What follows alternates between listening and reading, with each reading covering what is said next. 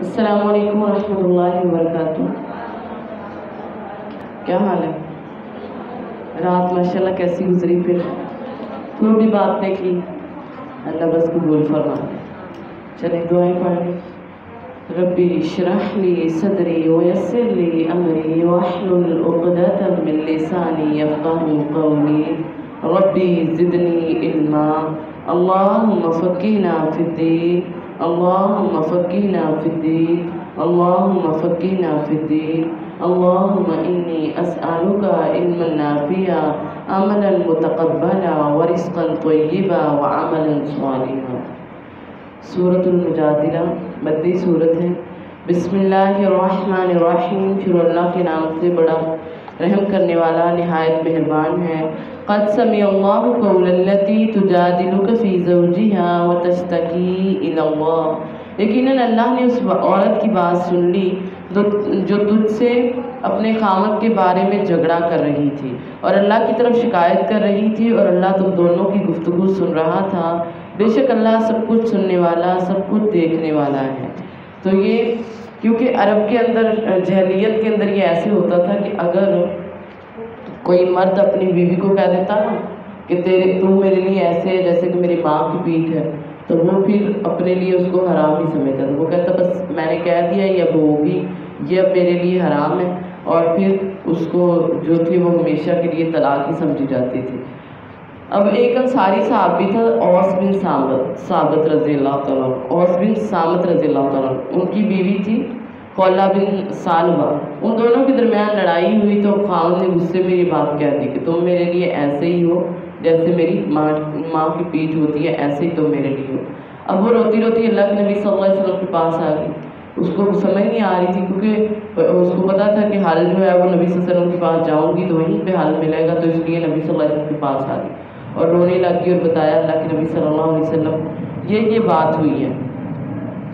آقا علیہ السلام کیونکہ تب وہ ابھی کوئی قانون اس کے بارے میں آیا ہی نہیں تھا،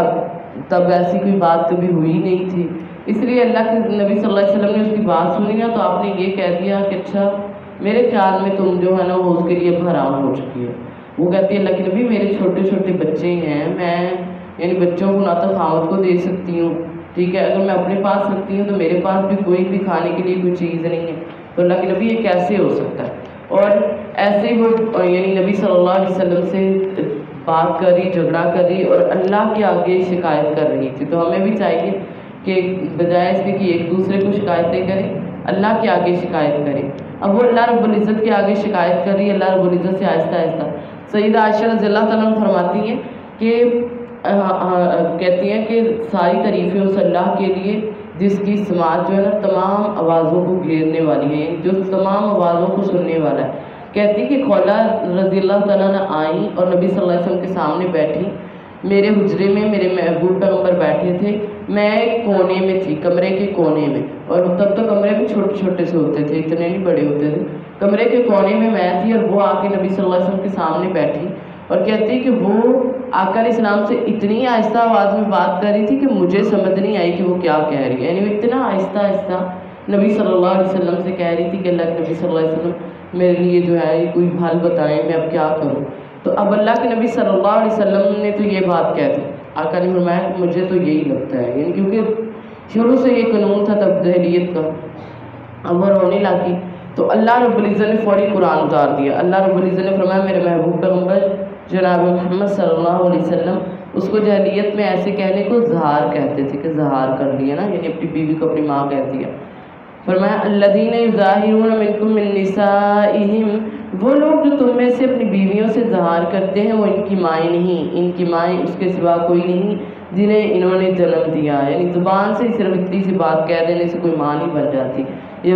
بے شک یقیناً یہ ایک بری بات اور جھوٹ ہے، اور یقیناً اللہ بے حد معاف کرنے والا نہایت بخشنے والا ہے۔ اور وہ لوگ جو اپنی بیویوں سے زہار کرتے ہیں پھر اس سے رجوع کرنے تو ان کو چاہیے کہ وہ ایک گردن کو آزاد کریں، یعنی ساتھ ہی ان دونوں کا ایسی بات اگر منہ سے کبھی نکل آئے تو اس کا کفارہ بتا دیا گیا ہے کہ کفارہ کیا ہے، معافی ایسی بات کی صورت میں کیسے ملنی ہے۔ نمبر ایک غلام آزاد کروایا جائے، غلام آزاد کروایا جائے، اور غلام آزاد کروانا تب تو یہ ہوتا تھا، آج کے دور میں بہت مشکل ہے، کئی پیسے کئی لاکھوں میں بھی بلکہ میں کہتی ہوں نہیں ملے گا ایسا کچھ بھی. تو فرمایا یا غلام آزاد کراؤ. نمبر 2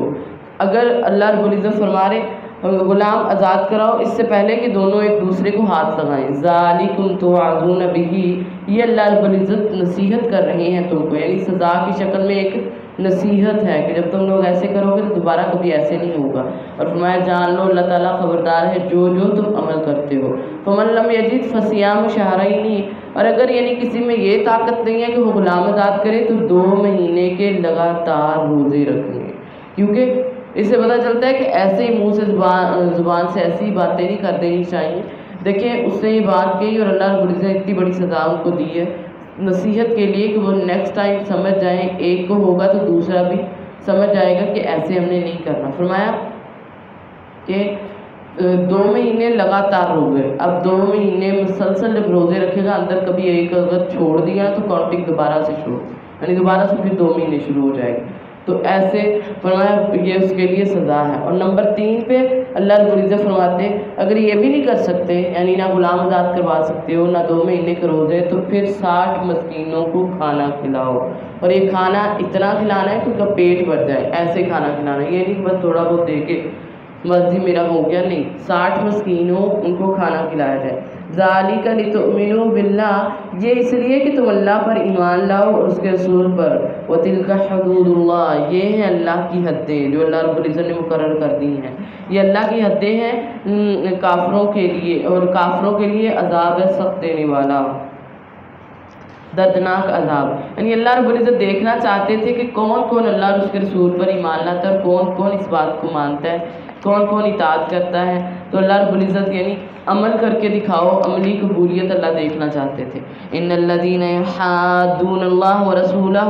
بے شک وہ لوگ جو اللہ اور اس کے رسول کی مخالفت کرتے ہیں وہ ذلیل کیے جائیں گے. یعنی دنیا کے اندر بھی ان کے لیے ذلت ہے اور آخرت کے اندر بھی ذلیل ہوں گے. جو بھی اللہ اور اس کے رسول کی بات کا انکار کریں گے، یعنی نبی صلی اللہ علیہ وسلم کی بات آ گئی تو وہ اطاعت کرنے کی بجائے اپنے ہی کر رہے ہوتے ہیں کہ میرے خیال میں یہ بات ایسی ہے،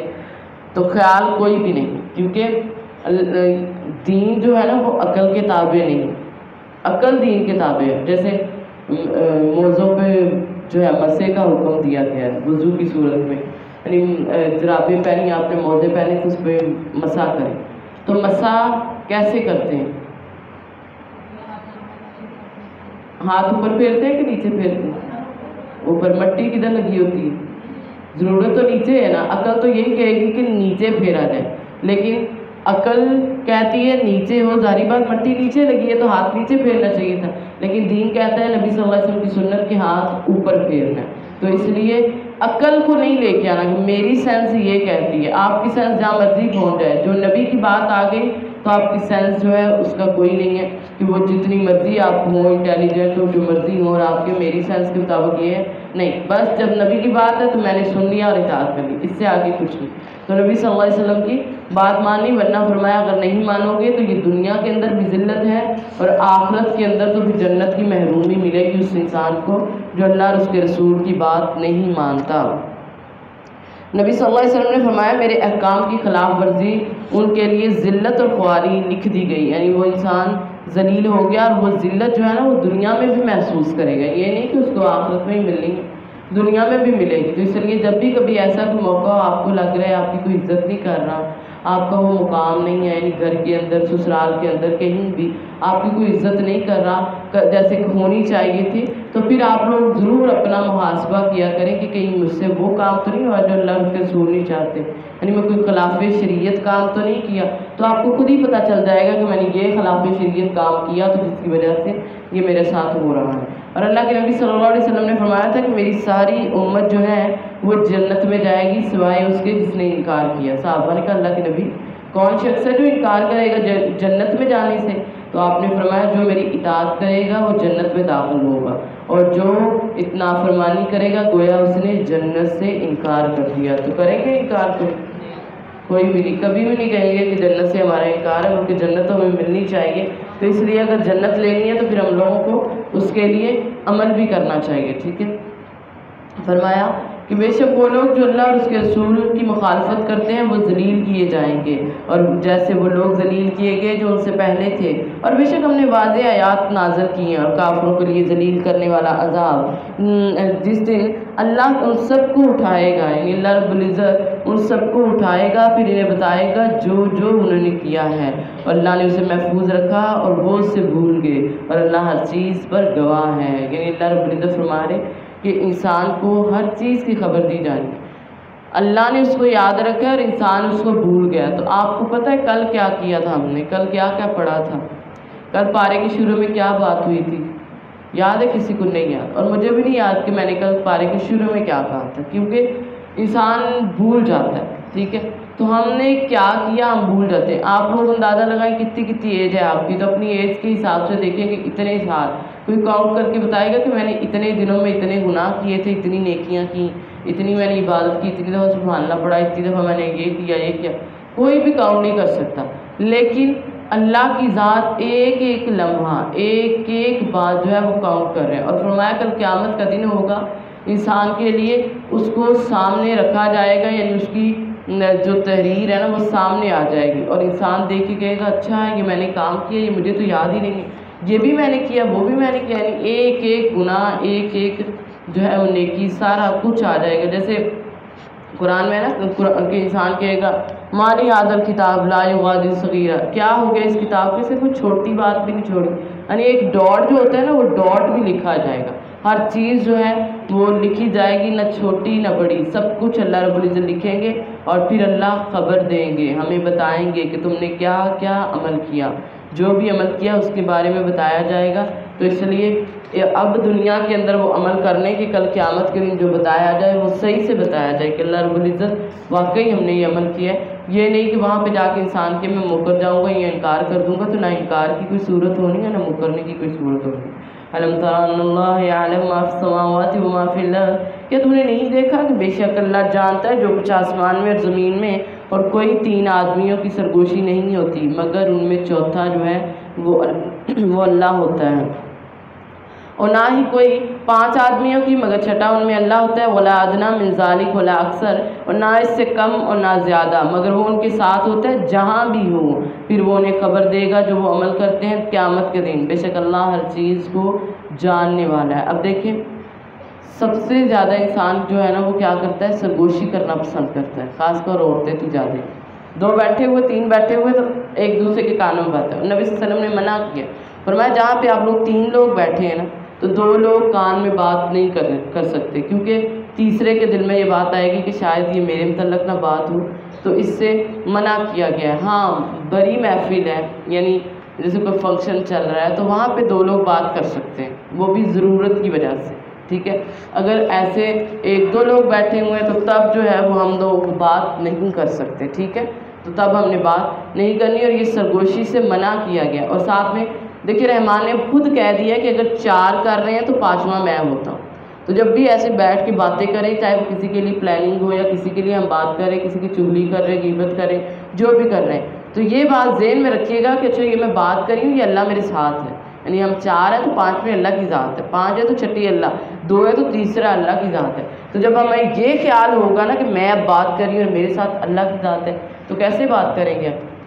خود ہی اندازہ لگائیں، پھر بات کرنے کا ہمارا انداز جو ہے وہ مختلف ہوگا، کیونکہ ہم لوگوں کو جب یہ بات سمجھ آ جائے گی کہ اللہ ہمارے ساتھ ہے تو ہم پھر بات کرنے کے انداز میں ویسے بات نہیں کریں گے، اور ہمارا پھر وہ خبر دے گا تم کو جو تم عمل کرتے ہوئے، پیچھے بھی عمل کی بات، یہاں پہ بھی عمل کی بات، جو جو کرتے ہو اللہ خبر دے گا۔ الم تر الی الذین نہوا عن النجوى، کہ تم نے ان لوگوں کو نہیں دیکھا جنہیں سرگوشی کرنے سے منع کیا گیا تھا، پھر وہ اس چیز کی طرف لوٹتے تھے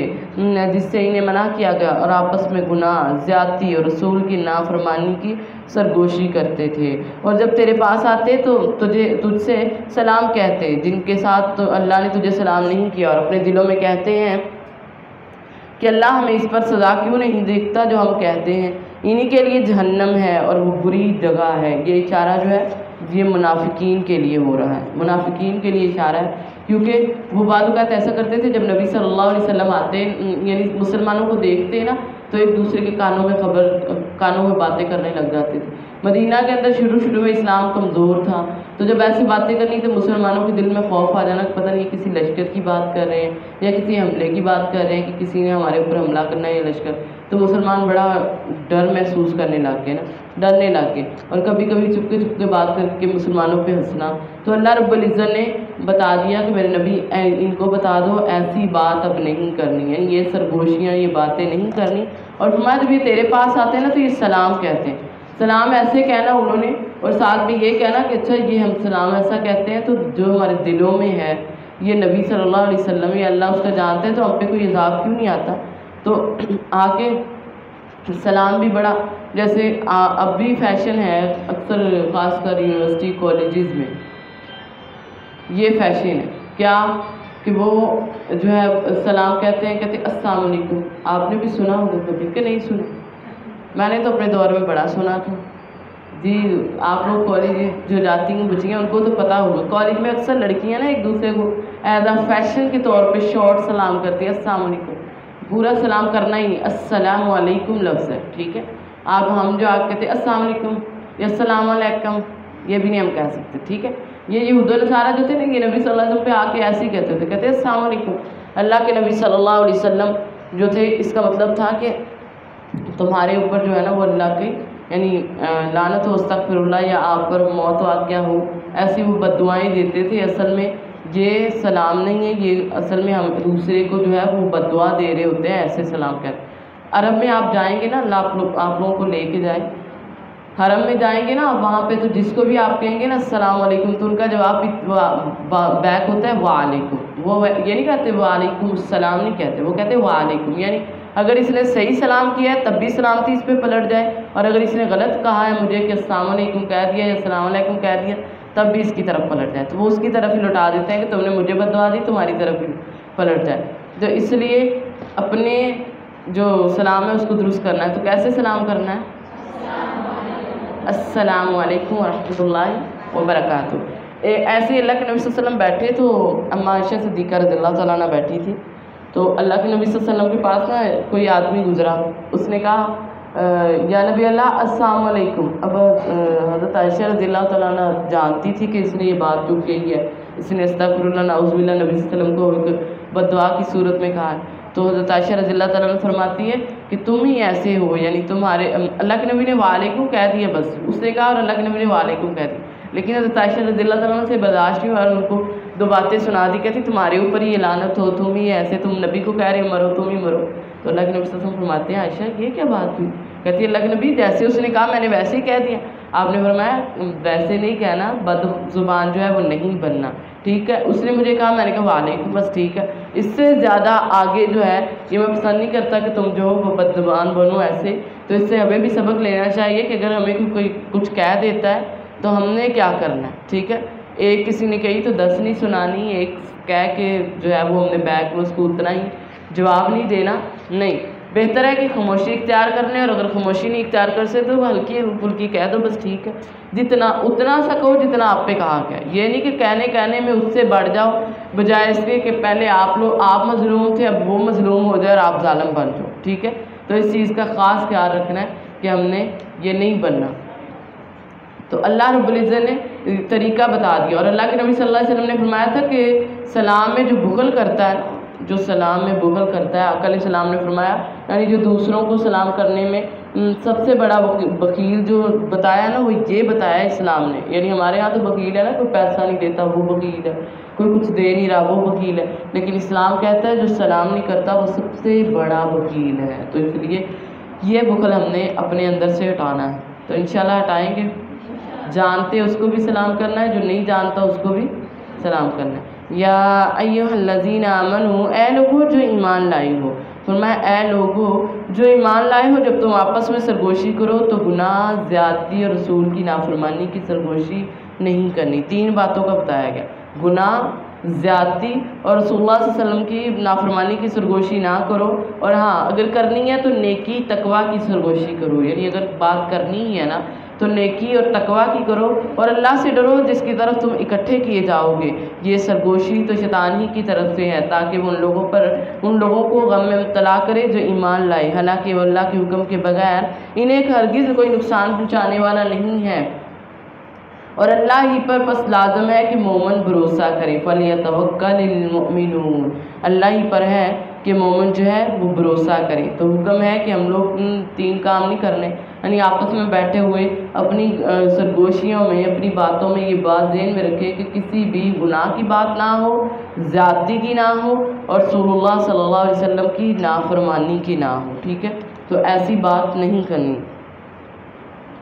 اور نہ ہی وہی چھپ چھپ کے ہم نے باتیں کرنی۔ ہاں اگر بات کرنی ہے تو نیکی اور تقوی کی کوشش کریں کہ نیکی اور تقوی کی کریں، اور اس دن سے اللہ سے ڈریں جس دن ہم نے اس کی طرف اکٹھا ہونا ہے، کیونکہ شیطان ہی ہے، وہ ہمیں کہہ رہا ہوتا ہے اچھا نہیں کوئی بات نہیں، آجو تھوڑی سی سرگوشی کرنے، باتیں کرنے ایسے، تو یہ شیطان ہمیں کہہ رہا ہوتا ہے۔ تو اللہ رب العزت اس سے محفوظ رکھے ہم لوگوں کو۔ یا ایھا الذین آمنوا، اے لوگوں جو ایمان لائے ہو، اذا قیل لکم تفصحوا، جب تم سے کہا جائے نا کہ تھوڑا کھل جاؤ، یعنی مجلس کو کھل جاؤ، تو کھل جایا کرو، اللہ تمہارے لیے فراخی کر دے گا۔ اور جب کہا جائے کہ اٹھ کھڑے ہو جاؤ تو اٹھ کھڑے ہو جایا کرو، اللہ ان لوگوں کو درجوں میں بلند کرے گا جو تم میں سے ایمان لائے اور جنہیں علم دیا گیا، اور اللہ اس سے جو تم کرتے ہو پوری طرح جو ہے وہ باخبر ہے۔ اب دیکھیں یہاں پہ مجلس میں بیٹھنے کے ادب بتا دیے گئے، ٹھیک ہے؟ کیا پہلی بات کہ جب کہا جائے کہ تھوڑا کھل جاؤ تو کھل جاؤ، کس لیے؟ تاکہ کوئی اور آ رہا ہے تو وہ بھی یعنی اس کو جگہ مل جائے اس کو بٹھانے کے لیے۔ تو اس لیے جب بھی کوئی مجلس ہو تو اس کو آپ لوگ دیکھا کریں، کیونکہ جتنا گیپ یعنی جتنا سرکل چھوٹا ہوگا اتنے ہی کم لوگ بیٹھیں گے، سرکل بڑھاتے جائیں گے تو زیادہ لوگ بیٹھتے جائیں گے، ٹھیک ہے؟ تو اس لیے کہا کہ کھل کے بیٹھا کرو، اس کو جگہ دیا کرو، تھوڑی سی جگہ، کیونکہ جو دنیا میں کسی کے لیے کشادگی پیدا کرتا ہے نا اللہ رب العزت، اس کے لیے اس کے رزق، مال، اولاد اور قبر، جہاں جہاں انسان چاہے گا اس کے لیے اللہ اس کی جگہ بنا دے گا۔ تو اس لیے ہمیشہ اب ہم نے کیا کرنا ہے، دوسروں کی جگہ دینی ہے دوسروں کو، یہ نہیں کہ یہ جگہ صرف ایسے مجلسوں میں نہیں، ہر جگہ پہ یہ ہمیں ہوگا، ٹھیک ہے؟ یعنی ہم سفر کر رہے ہیں، بعض اوقات سفر کر رہے ہیں یا کسی ایسی جگہ پہ چلے گئے ہیں جہاں پہ یعنی کوئی فنکشن وغیرہ ہو، تو وہاں پہ ہم اکثر یہ ہوتا ہے کہ ایک کرسی پہ ہم بیٹھے، ایک پہ ہمارا بچہ بیٹھے، دوسرے پہ ہمارا، تیسرے پہ ہمارا بیگ ہو، یعنی میں نے یہاں کسی کو بیٹھنے نہیں دینا، یہ میں بیٹھ لوں، ٹھیک ہے؟ نہیں، آپ لوگ بچے کو گود میں کریں، بیگ پکڑ لیں، دوسرے کو جگہ دیں، ٹھیک ہے؟ اور یہاں آپ کہیں سفر پہ جا رہے ہیں تو آپ کے لیے ایک چھوٹا سا آپ کے ساتھ بچہ ہے، آپ کے ساتھ سیٹ پہ بیٹھا ہے اور آپ نے اس کی لی ہوئی، اور آپ دیکھتے ہیں کسی کو کہ وہ بہت تنگی کے ساتھ کھڑی ہے، ٹھیک ہے؟ تو اس بچے کو اپنی گود میں کریں، اس کو جگہ دے دیں۔ اسی جو ہے وہ آیت پہ عمل کرتے ہوئے کہ اللہ کے نبی نے فرمایا آج آپ کسی کے لیے کشادگی کرو گے، کل قیامت کے دن رزق کے اندر، مال کے اندر، اولاد کے اندر اللہ رب العزت تمہارے لیے کشادگی کر دیں گے۔ دیکھا جائے نا تو اسی وجہ سے ہمارے جو حالات ہیں اتنے ٹائٹ ہو گئے، کیونکہ ہم نے دوسروں کے لیے ٹائٹ کیے ہیں تو ہمارے لیے بھی ہو گئے، چاہے وہ رزق ہے، چاہے وہ اولاد ہے، چاہے کچھ بھی ہے، کسی بھی معاملے میں دیکھا جائے۔ تو اس لیے ہم نے اب یہ نہیں کرنا۔ اور ایک اور اصول بتا دیا گیا، دیکھیں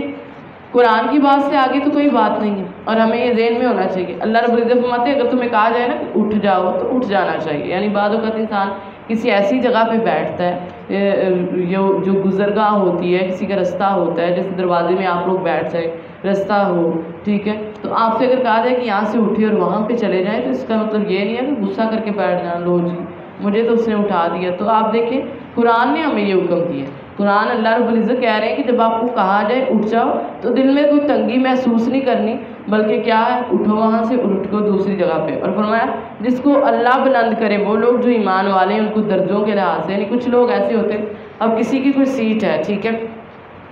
اس کو اللہ رب العزت نے رتبہ دیا ہوا ہے، ٹھیک ہے، اس کا رتبہ اس کا اللہ رب العزت نے دیا، اور اب آپ آئیں اور آ کے کہیں میں اس کی سیٹ پہ بیٹھ جاؤں، تو اس سے بھی منع کیا گیا ہے کہ آپ لوگ کسی کی سیٹ پہ نہیں بیٹھیں گے۔ اور پھر اگر یعنی اب یہ آپ لوگ بیٹھے ہیں تو ان میں سے ایک اٹھ کے باہر جاتا ہے کسی کام کے لیے، یا کوئی بھی اس کو یعنی ضرورت پڑ گئی ہے، اسے جانا پڑ گیا، وہ چلا جائے، ٹھیک ہے؟ اب وہ چلا گیا تو اس کا مطلب یہ نہیں کہ وہ اٹھ کے گیا تو ہم جلدی سے اس کی جگہ جو ہے وہ اس پہ بیٹھ جائیں کہ اچھا چلو وہ تو گیا میں اس کی جگہ لے لوں، نہیں، اس سے منع کیا گیا۔ فرمایا جو جہاں سے اٹھ کے گیا وہی اس کا حقدار ہے کہ وہ واپس آ کے وہیں پہ بیٹھے، تو اس لیے اس سے منع کیا گیا ہے. تو ہم لوگوں نے بھی یہ کام نہیں کرنا کہ کوئی اٹھ کے گیا تو اس کی جگہ لے لیں, ٹھیک ہے, یا کسی کی کوئی سیٹ ہے جس کو اللہ نے بلند مرتبہ دی ہے اس کی لے لیں. اور فرمایا کہ اللہ رب العزت رتبے جو دیتے ہیں نا یہ علم کی وجہ سے دیتے ہیں, یعنی انسان کو رتبہ کوئی ملتا ہے تو اس کے علم کی وجہ سے ملتا ہے, مقام اس کے علم کی وجہ سے ملتا ہے. تو اس لیے ہمیں قرآن کا اگر ہم چاہتے ہیں نا ہمیں کوئی رتبہ ملے, کوئی مقام ملے, تو ہمیں قرآن کی تعلیم لینی چاہیے, علم لینا چاہیے. تو اللہ رب العزت جو ہے وہ ہمارے لیے رتبے بلند کر دیں گے. اور سیدھی سی بات کے خلاصہ یہ ہے کہ ہم نے کسی کو کوئی تکلیف دینی کہ نہیں دینی, نہیں دینی. تو اب آپ لوگوں کے اخلاق ایسے ہونے چاہیے, ٹھیک ہے. اب یہ ہے کہ ہم نے خود کو چینج کرنا ہے, ٹھیک ہے نا, چینج کرنا ہے کہ دوسروں کے لیے کشادگیاں کرنی ہیں, دوسروں کو جگہ دینی ہے. آپ آ جائیں, آپ بیٹھ جائیں, ٹھیک ہے, یہ نہیں میرے لیے ہے نہیں جگہ, میں اس کو کیسے بٹھاؤں. یعنی آپ ایسے بیٹھے ہیں تو آپ تھوڑا کلوز ہو جائیں, ٹھیک ہے. کچھ تھوڑا ٹائم ہوتا ہے, گزر جاتا ہے, یہ بات جو ہے یہ یاد رہتی ہے. اور اللہ کی ذات تو بڑی پھر اچھے سے کاؤنٹ کر رہے ہیں کہ کون کیا کر رہا ہے, کس کی کیا حیثیت ہے, وہ سارا اللہ رب العزت کی ذات جو ہے وہ جاننے والی ہے. تو اس لیے اپنے یہ سارے معاملات میں اپنے اخلاقوں کو درست کرنا ہے. یا ایھا الذین آمنوا, اے لوگوں جو ایمان لائے ہو, جب تم اللہ کے رسول سے سرگوشی کرو تو اپنی سرگوشی سے پہلے صدقہ کر لو, یہ تمہارے لیے زیادہ اچھا اور زیادہ پکیزہ ہے. پھر اگر نہ پاؤ تو یقیناً اللہ بے حد بخشنے والا نہایت مہربان ہے. کیا تم اس سے ڈر گئے کہ اپنی سرگوشی سے پہلے کچھ صدقہ پیش کرو؟ جب تم نے ایسا نہیں کیا اور اللہ نے تم پر مہربانی فرمائی تو نماز قائم کرو اور زکوٰۃ دو اور اللہ اور اس کے رسول کا حکم مانو, اور اللہ اس سے پوری طرح باخبر ہے جو تم کرتے ہو. یہ ایسے ہوا تھا کہ اللہ کے نبی صلی اللہ علیہ وسلم نے منافقین کے بارے میں یہ آیت اتری تھی. اب یہ آیت تو موجود ہے لیکن اس کا حکم جو تھا وہ پھر منسوخ ہو گیا تھا. تو یہ آیت اتری, وہ ایسے کرتے تھے منافق نبی صلی اللہ علیہ وسلم کو تنگ کرنے کے لیے نا, ہر ایک کا, کیونکہ ہر ایک کا انسان کا اپنا ایک الگ سے مسئلہ ہوتا ہے, سب کو اپنی اپنی کوئی پریشانی ہوتی ہے. تو سب نے آنا, ایک نے کہنا اللہ کے نبی میری بات سنیں, یعنی علیحدگی میں. اب نبی صلی اللہ علیہ وسلم اگر ایک ایک کی ایسے الگ الگ بات سننا شروع کر دیتے تو باقی کے معاملات کس نے دیکھنے تھے, کیونکہ جو لیڈر ہوتا ہے وہ سب کو دیکھ رہا ہوتا ہے, اسے سب کی باتیں سننی ہوتی ہے, سب کو جو ہے وہ کرنی ہوتی ہے, تبلیغ کرنی ہوتی ہے. تو اب نبی صلی اللہ علیہ وسلم یعنی آتے تو ایک لے لیتا آپ کو میری بات سنے, دوسرا کہتا میری سنے, تیسرا کہتا میری, یعنی ایسے سب اپنی اپنی باتیں الگ الگ سے سنانا شروع کر دیتے. تو نبی صلی اللہ علیہ وسلم کو جو تھا یہ مشکل ہو رہا تھا, آقا علیہ السلام کو مشکل ہو رہا تھا. تو اللہ کے نبی صلی اللہ علیہ وسلم نے جب یہ دیکھا نا تو اللہ رب العزت نے, اب آقا علیہ السلام مشکل میں پڑ رہے تھے تو اللہ رب العزت نے قرآن ہی اتار دیا اور فرمایا میرے نبی ان سے کہہ دو کہ اب سرگوشی کسی نے کرنی ہے نا تو وہ پہلے صدقہ دے, کیونکہ منافقوں نے یہ صرف اور صرف اس لیے کہا تھا کہ ہم لوگ جو ہے وہ نبی صلی اللہ علیہ وسلم کو تکلیف دیں گے, زیادہ بلائیں گے, زیادہ کریں گے, آپ کو تکلیف دیں گے. تکلیف دینے کے لیے وہ یہ بار بار آ رہے تھے, بار بار سرگوشیاں کر رہے تھے. تو اللہ کے نبی صلی اللہ علیہ وسلم نے یہ منع فرما دیا اللہ رب العزت نے. اب کیا ہوا, اب کوئی کرتا ہی نہیں تھا, ٹھیک ہے, اب کوئی بھی کرتا نہیں تھا. وہ سرگوشیاں رکنے لگے کیونکہ صدقہ دینا پڑنا تھا کہ صدقہ دیں گے تو نبی سے بات کریں گے, یعنی سرگوشی خاص کر. تو حضرت علی رضی اللہ تعالیٰ فرماتے ہیں کہ میں پہلا شخص تھا جو کہتے جس نے اس آیت پہ عمل کیا, یعنی مجھے فوری طور پہ کوئی ایسا معاملہ پیش آ گیا, کوئی ایسی بات پیش آ گئی کہ میں نبی صلی اللہ علیہ وسلم سے مشورہ میں نے کرنا تھا تو میں آیا اور میں نے صدقہ دیا اور پھر آپ سے مشورہ کیا. تو اس لیے ایسی سرگوشیاں جو ہیں وہ ہمیں منع کیا گیا. الم تر الی الذین تولوا قوما غضب اللہ علیہم, کیا تم نے ان لوگوں کو نہیں دیکھا جنہوں نے ان لوگوں کو دوست بنا لیا جن پر اللہ غصے ہو گیا, اور نہ تم میں سے ہیں اور نہ ان سے, اور وہ جھوٹ پر قسمیں کھاتے ہیں حالانکہ وہ جانتے ہیں کہ اللہ نے ان کے لیے بہت سخت عذاب جو ہے وہ تیار کیا ہوا ہے. یہ یہود کی طرف اشارہ ہے جن کو منافقین نے دوست بنا لیا تھا, ان سے محبتیں بڑھا لی تھی, بڑے وہ مخلص ان کے دوست بنے تھے. تو اللہ رب العزت نے فرمایا اس سے اللہ نے تم لوگوں کو منع کیا کہ ایسا نہیں کرنا, اور فرمایا کہ اتخذوا ایمانہم جنہ, فرمایا یہ لوگ جو ہیں یہ انہوں نے اپنی قسموں کو ایک طرح سے ڈھال بنا لیا ہے. یعنی منافقوں کی علامت ہی ہے کہ بات بات پہ قسم کھاتے ہیں, قسم کھا کے نبی صلی اللہ علیہ وسلم سے کہتے تھے کہ اللہ کی قسم, اللہ کے نبی یہ بات نہیں وہ بات نہیں. فرمایا انہوں نے ڈھال بنایا ہوا ہے, بس انہوں نے اللہ کی راہ سے روکا سو ان کے لیے رسوا کرنے والا عذاب ہے بہت سخت. لن تغنی عنہم اموالہم, ان کے مال ان کے کام نہیں آئیں گے اور نہ ہی ان کی اولاد کچھ بھی، یہی لوگ رہنے والے آگ کے اور وہ اس میں ہمیشہ ہمیشہ رہیں گے۔ یعنی مال اولاد اس سے انسان اتنا اتراتا ہے، اتنا کرتا ہے، فرمایا قیامت کے دن یہ دونوں ہی کام نہیں آنے، کسی بھی کام میں۔ یوم یبعثہم اللہ جمیعا، جس دن اللہ ان سب کو اٹھائے گا تو وہ ان کے سامنے قسمیں کھائیں گے جس طرح تمہارے سامنے قسمیں کھاتے ہیں، اور گمان کریں گے بے شک وہ کسی چیز پر قائم ہے، سن لو یقیناً وہی اصل جھوٹے ہیں۔ یعنی وہ کہتے ہیں کہ جیسے نبی صلی اللہ علیہ وسلم کے سامنے ہم قسمیں کھا کے اللہ کے نبی کو راضی کر لیتے تھے تو اللہ کو بھی ایسے ہی کر لیں گے، لیکن فرمایا اللہ کو راضی کرنے کی بجائے وہ کوشش بھی کریں گے تو اللہ رب العزت کو راضی نہیں کر سکیں گے، وہ قسمیں کھاتے جائیں جتنی مرضی۔ استحوذ علیہم الشیطان، شیطان ان پر غالب آ گیا سو اس نے انہیں اللہ کی یاد بھلا دی۔ یہ لوگ شیطان کا گروہ ہیں، سن لو یقیناً شیطان کا گروہ وہی ہے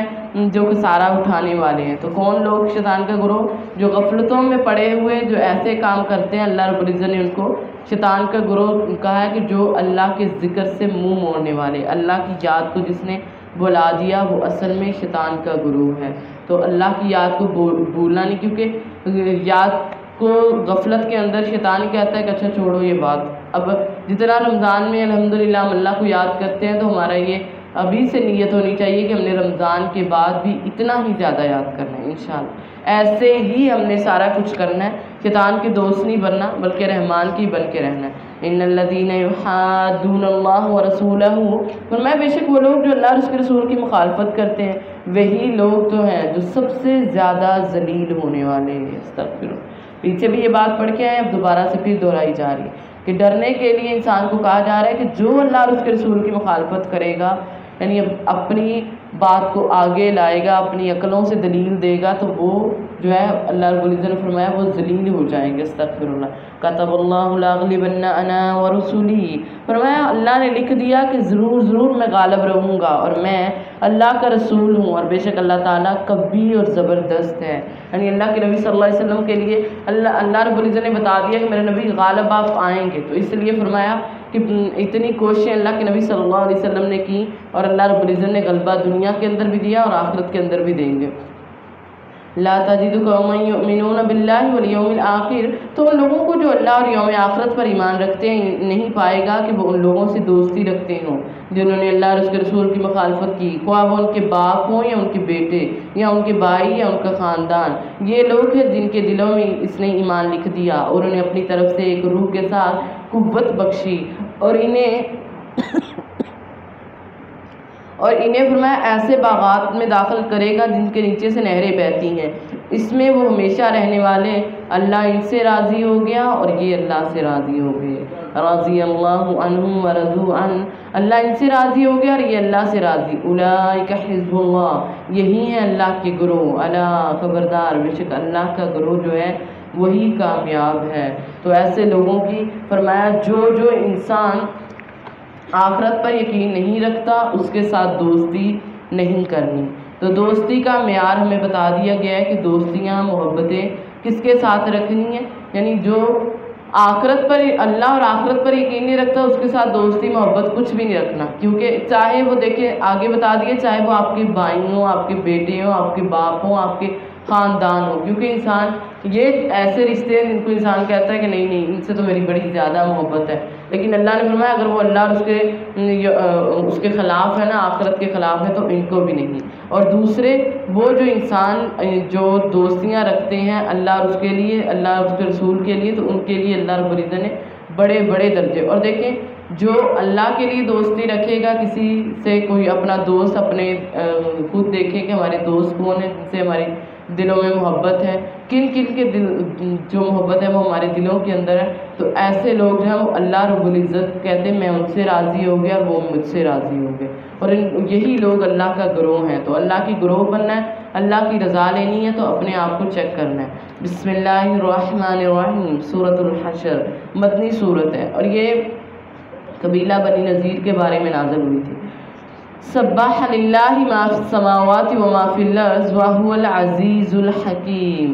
سبح للہ، تسبیح بیان کرتی ہے جو کچھ بھی آسمان میں زمین میں، یعنی ہر چیز اللہ رب العزت کی تسبیح بیان کرتی ہے، اللہ رب العزت کا ذکر کرنے والی ہے جو بھی آسمان اور زمین میں ہے، کیونکہ اللہ کی تسبیح جو ہے وہ انسان کو محرومی سے بچا دیتی ہے، انسان جو ہے نا وہ محرومی سے بچ جاتا ہے۔ نبی صلی اللہ علیہ وسلم نے فرمایا کہ کچھ دعائیں ایسی ہیں جن کو پڑھنے والا کبھی محروم نہیں ہوتا کسی بھی چیز سے، اور ان میں سے ایک یہ بھی کہ سبحان اللہ والحمد للہ ولا الہ الا اللہ واللہ اکبر، جو یہ پڑھنے والا ہے وہ کبھی بھی چیزوں سے محروم نہیں ہوتا۔ تو اس لیے تسبیح جو ہے وہ رزق کی کنجی بھی ہے، یعنی رزق کی چابیاں بھی یہ تسبیح ہے۔ تو جب زیادہ ضرورت ہو تو زیادہ تسبیح بڑھا دو۔ تسبیح کرنا اللہ کہ نبی صلی اللہ علیہ وسلم نے پیچھے ہم پڑھ کے آئے ہیں کہ صدقہ بھی ہے، یعنی آپ لوگ سبحان اللہ کہتے ہیں آپ لوگوں کے لیے صدقہ ہو جاتا ہے۔ آج کس کس نے اپنے 360 جوڑ کر صدقہ دیے؟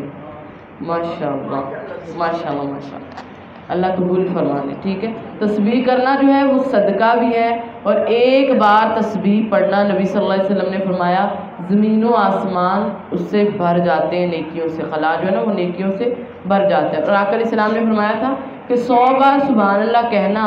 سورج طلوع ہونے اور غروب ہونے سے جو پہلے 100 اونٹوں سے افضل ہے، یعنی کسی کو 100 اونٹ دیا جائے نا اس سے افضل کیا ہے؟ 100 دفعہ سبحان اللہ کہنا۔ تو جب آپ ذکر کر رہے ہوتے ہیں نا تو یہ جو فضیلت ہے ان کو ذہن میں رکھا کریں کہ اچھا میں ارے سبحان اللہ کر رہی ہوں تو یہ دنیا کے 100 اونٹوں سے بھی یہ بہتر میں کر رہی ہوں۔ جب آپ کے ذہن میں یہ بات چل رہی ہوگی نا تو آپ اتنے ہی اخلاص کے ساتھ اتنی محبت سے آپ کہہ رہے ہوں گے، یہ نہیں کہ وہ بس ایک کاؤنٹنگ پوری کرنی ہے میں نے جلدی جلدی سے، نہیں ایسا نہیں۔ تو اس لیے کیونکہ ہر چیز تسبیح کرتی ہے تو ہمیں بھی زیادہ سے زیادہ اللہ کی تسبیح کرنی چاہیے، زیادہ سے زیادہ۔ لم يحتسبوا وقذف في قلوبهم الرعب هو الذي اخرج الذين كفروا، وہی ہے جس نے اہل کتاب میں سے ان لوگوں کو جنہوں نے کفر کیا پہلے اکٹھے ہی میں ان کے گھروں سے نکال دیا۔ تم نے گمان نہیں کیا تھا کہ وہ نکل جائیں گے، اور انہوں نے سمجھ رکھا تھا کہ یقیناً ان کے قلعے جو ہیں وہ ان کو بچا لیں گے۔ تو اللہ ان کے پاس آیا جہاں سے انہوں نے گمان نہیں کیا، اور اللہ نے ان کے دلوں میں رعب ڈال دیا، وہ اپنے گھروں کو اپنے ہاتھوں اور مومنوں کے ہاتھوں کے ساتھ برباد کر رہے تھے۔ اور فرمایا فَاعْتَبِرُوا یا اولی الابصار، اور عبرت حاصل کرو اے آنکھوں والو، یہ جن کی آنکھیں ہیں وہی اس سے عبرت لیں گے۔ یہ ایسے تھا جب نبی صلی اللہ علیہ وسلم مدینہ میں آئے تو آقا علیہ السلام نے یہود و نصارہ جو بنو قریظہ بنو نذیر ان کے ساتھ معاہدے ہوئے تھے، عہد ہوئے تھے۔ جو بنی نذیر کے لوگ تھے نا انہوں نے اللہ کے نبی صلی اللہ علیہ وسلم کے ساتھ غداری کر دی، تو غداری کر دی یعنی ایک دفعہ نبی صلی اللہ علیہ وسلم ان سے دیت لینے کے لیے گئے تو انہوں نے نا پلاننگ کے ساتھ اللہ کے نبی صلی اللہ علیہ وسلم پر پتھر گرایا اور کوشش کی کہ آپ کو ہلاک کر دیں، استغفر اللہ۔ تو اللہ رب العزت نے پھر حکم دے دیا کہ ان لوگوں کو یہاں سے نکال دیں، اور یہ 4 ہجری کا واقعہ ہے۔ اللہ رب العزت نے حکم دیا اور ایسے حالات اللہ نے ان کے لیے پیدا کر دیے، ان کے بڑے بڑے مضبوط قلعے تھے، لیکن ان قلعوں کے باوجود بھی جو ہے وہ وہاں سے ان کو نکال دیا گیا۔ وہ وہاں سے گئے، پھر وہاں سے وہ خیبر میں چلے گئے، وہاں سے نکالے گئے، اور عمر رضی اللہ عنہ کے دور میں ساری ارد گرد کے علاقوں سے نکال کے ان کو شام کی طرف بھیج دیا گیا تھا۔ تو اس سے ہمیں ایک بات یہ بھی پتہ چلتی ہے کہ جب انسان کے پاس نعمتیں آ جائیں اگر وہ نافرمانی کرے گا تو اللہ نعمتیں چھین بھی سکتے ہیں۔ یعنی دیکھیں ان کے پاس اتنے مضبوط قلعے تھے، اتنا کچھ تھا ان کے پاس، لیکن جب نافرمانی کی تو اللہ رب العزت نے وہ سارا کچھ چھینا اور ان کو نکال دیا وہاں سے۔ وَلَوْلَا أَنْ كَتَبَ اللَّهُ عَلَيْهِمُ الْجَلَاءَ، اگر یہ نہ ہوتا کہ اللہ نے ان پر جلاوطنی ہونا لکھ دیا تھا تو یقیناً وہ انہیں دنیا میں سزا دیتا اور ان کے لیے آخرت میں آگ کا عذاب ہے۔ یہ اس لیے کہ بے شک انہوں نے اللہ اور اس کے رسول کی مخالفت کی، اور جو اللہ اور اس کے رسول کی مخالفت کرے گا وہ بہت سخت سزا پانے والا ہے۔ جو بھی اللہ اور اس کے رسول کی مخالفت کرے گا اس کے لیے بہت سخت سزا ہے۔ تو اس لیے تو بار بار وہی باتیں دہرائی جا رہی ہیں کہ اللہ اور اس کے رسول کی مخالفت ہم نے نہیں کرنی۔ ما قطعتم من لینۃ، فرمایا جو بھی کھجور کے درخت تم نے کاٹے یا اسے اس کی جڑوں پر کھڑا چھوڑا تو وہ اللہ کی اجازت سے تھا تاکہ وہ نافرمانوں کو ذلیل کر دیں۔ یہ جب نبی صلی اللہ علیہ وسلم نے اس کا محاصرہ کیا نا تو اللہ کے نبی صلی اللہ علیہ وسلم نے آپ نے فرمایا کہ ایسے کرو، ان کی جو کھجوروں کے درخت اتنے زیادہ ہیں ان کو کاٹو جڑ سے اکھیڑو، صاف کرو۔ تو جب وہ صحابہ یہ کر رہے تو یہ جو بنو نذیر کے لوگ تھے یہ کہتے دیکھو یہ کتنے بڑے ظالم ہیں، انہوں نے کھجوروں کو بھی نہیں چھوڑا، یہ ایسی وہ باتیں کر رہے تھے۔ تو اللہ رب العزت نے ساتھ ہی قرآن اتار دیا کہ یہ اللہ کے اذن سے ہو رہا تھا، یعنی وہ اپنی مرضی سے نہیں کر رہے، یہ اللہ کے اذن سے ہو رہا تھا۔ وما افاء اللہ علی رسولہ، اور جو مال اللہ نے ان سے اپنے رسولوں پر لوٹایا تو تم نے اس پر نہ کوئی گھوڑے دوڑائے اور نہ اونٹ، لیکن اللہ اپنے رسولوں کو مسلط کرتا ہے جس پر چاہتا ہے، اور اللہ ہر چیز پر خوب قادر ہے۔ جو کچھ بھی اللہ نے ان بستی والوں سے اپنے رسول پر لوٹایا تو وہ اللہ کے لیے ہے اور اس کے رسول کے لیے اور قرابت والوں کے لیے، یتیموں کے لیے اور مسکینوں کے لیے اور راہی مسافروں کے لیے، کَیْ لَا یَکُونَ دُولَةً بَیْنَ الْأَغْنِیَاءِ مِنکُم، تاکہ وہ تم میں سے مالداروں کے درمیان ہی گردش کرنے والا نہ ہو، اور رسول جو تمہیں دے دیں اس کو لے لو۔ وَمَا آتَاکُمُ الرَّسُولُ فَخُذُوهُ، جو رسول تمہیں دیں اس کو لے لو، اور جس سے روک دیں اس سے رک جاؤ۔ ڈرو اللہ سے، بے شک اللہ سخت عذاب دینے والا ہے۔ یہ ایسے تھا کہ جب وہ اس قلعے میں گئے تو اللہ رب العزت نے مال غنیمت بڑی دی تھی، یعنی بہت سی چیزوں کو جو تھا وہ نبی صلی اللہ علیہ وسلم کو مل گئی۔ اب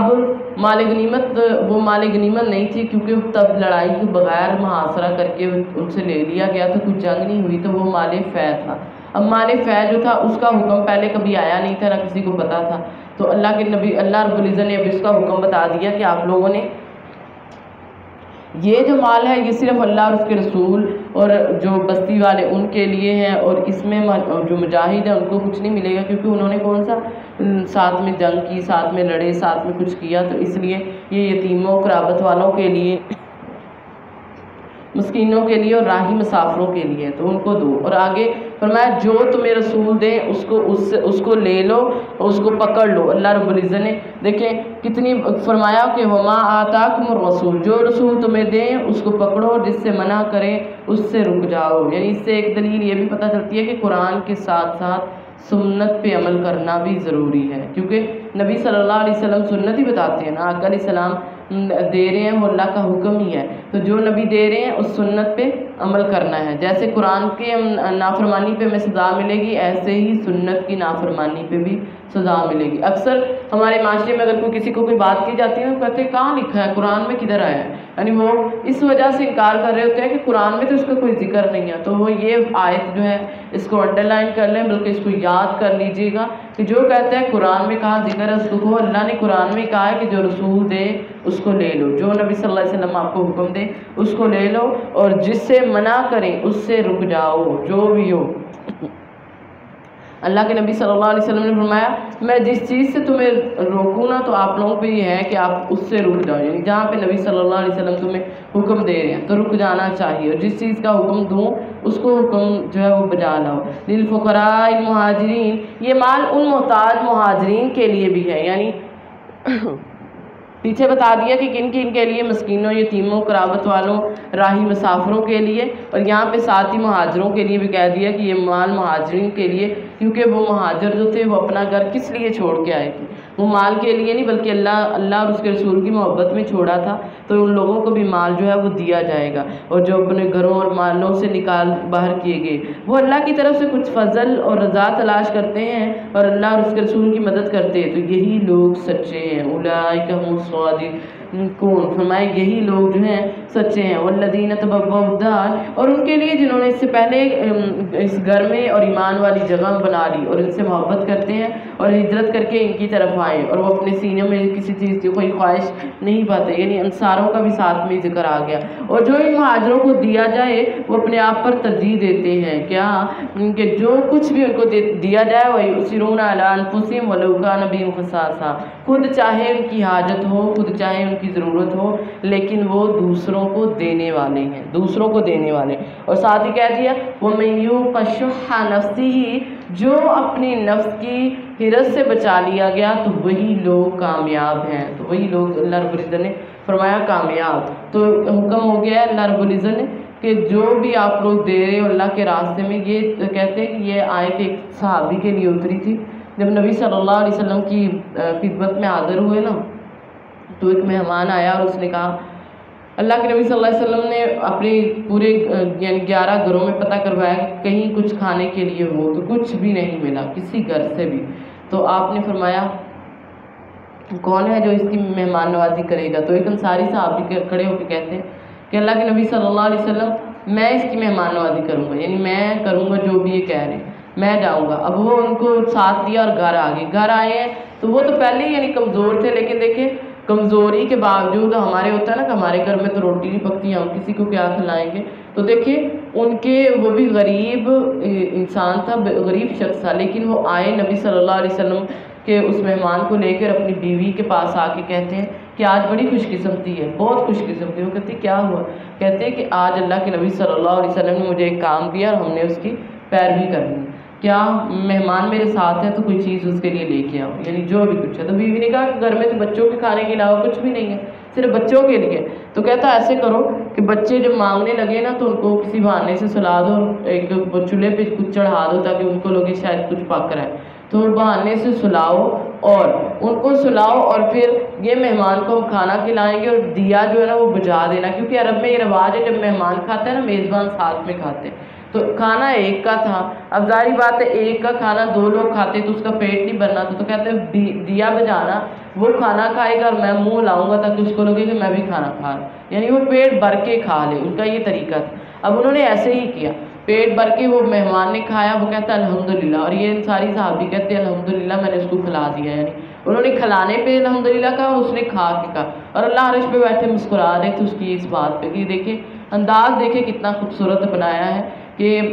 کھلایا بھی ہے، لائٹ بھی بجھائی، بچوں کو بھی سلایا، کیا کچھ کیا کہ ایک نبی کا مہمان ہے اس کو میں نے کھانا کھلانا ہے. تو اللہ رب العزت کو یہ اتنا اس کا کھلانا پسند آیا کہ جب صبح ہوئی نا تو آقا علیہ السلام نے فرمایا کہ میرے صحابی کھڑے ہو جاؤ. غالباً یہ کہتے ہیں ابو طلحہ رضی اللہ تعالیٰ عنہ تھے کہ ابو طلحہ کھڑے ہو جائے. کہتے ڈرتے ڈرتے کھڑے ہوئے کہ شاید میری کوئی کمی کوتاہی رہ گئی یعنی مہمان نوازی میں جو نبی نے مجھے کھڑا کیا ہے. تو لیکن آقا علیہ السلام نے قرآن کی آیت پڑھ کے سنائی کہ رحمان کو تیرا کھلانا اتنا پسند ہے کہ قرآن بنا دیا کہ وَيُؤْثِرُونَ عَلَىٰ أَنفُسِهِمْ وَلَوْ كَانَ بِهِمْ خَصَاصَةٌ، کہ وہ دوسروں کو ترجیح دیتے آپ چاہے بھوکے رہ لیں. تو ہم کبھی ایسا کرتے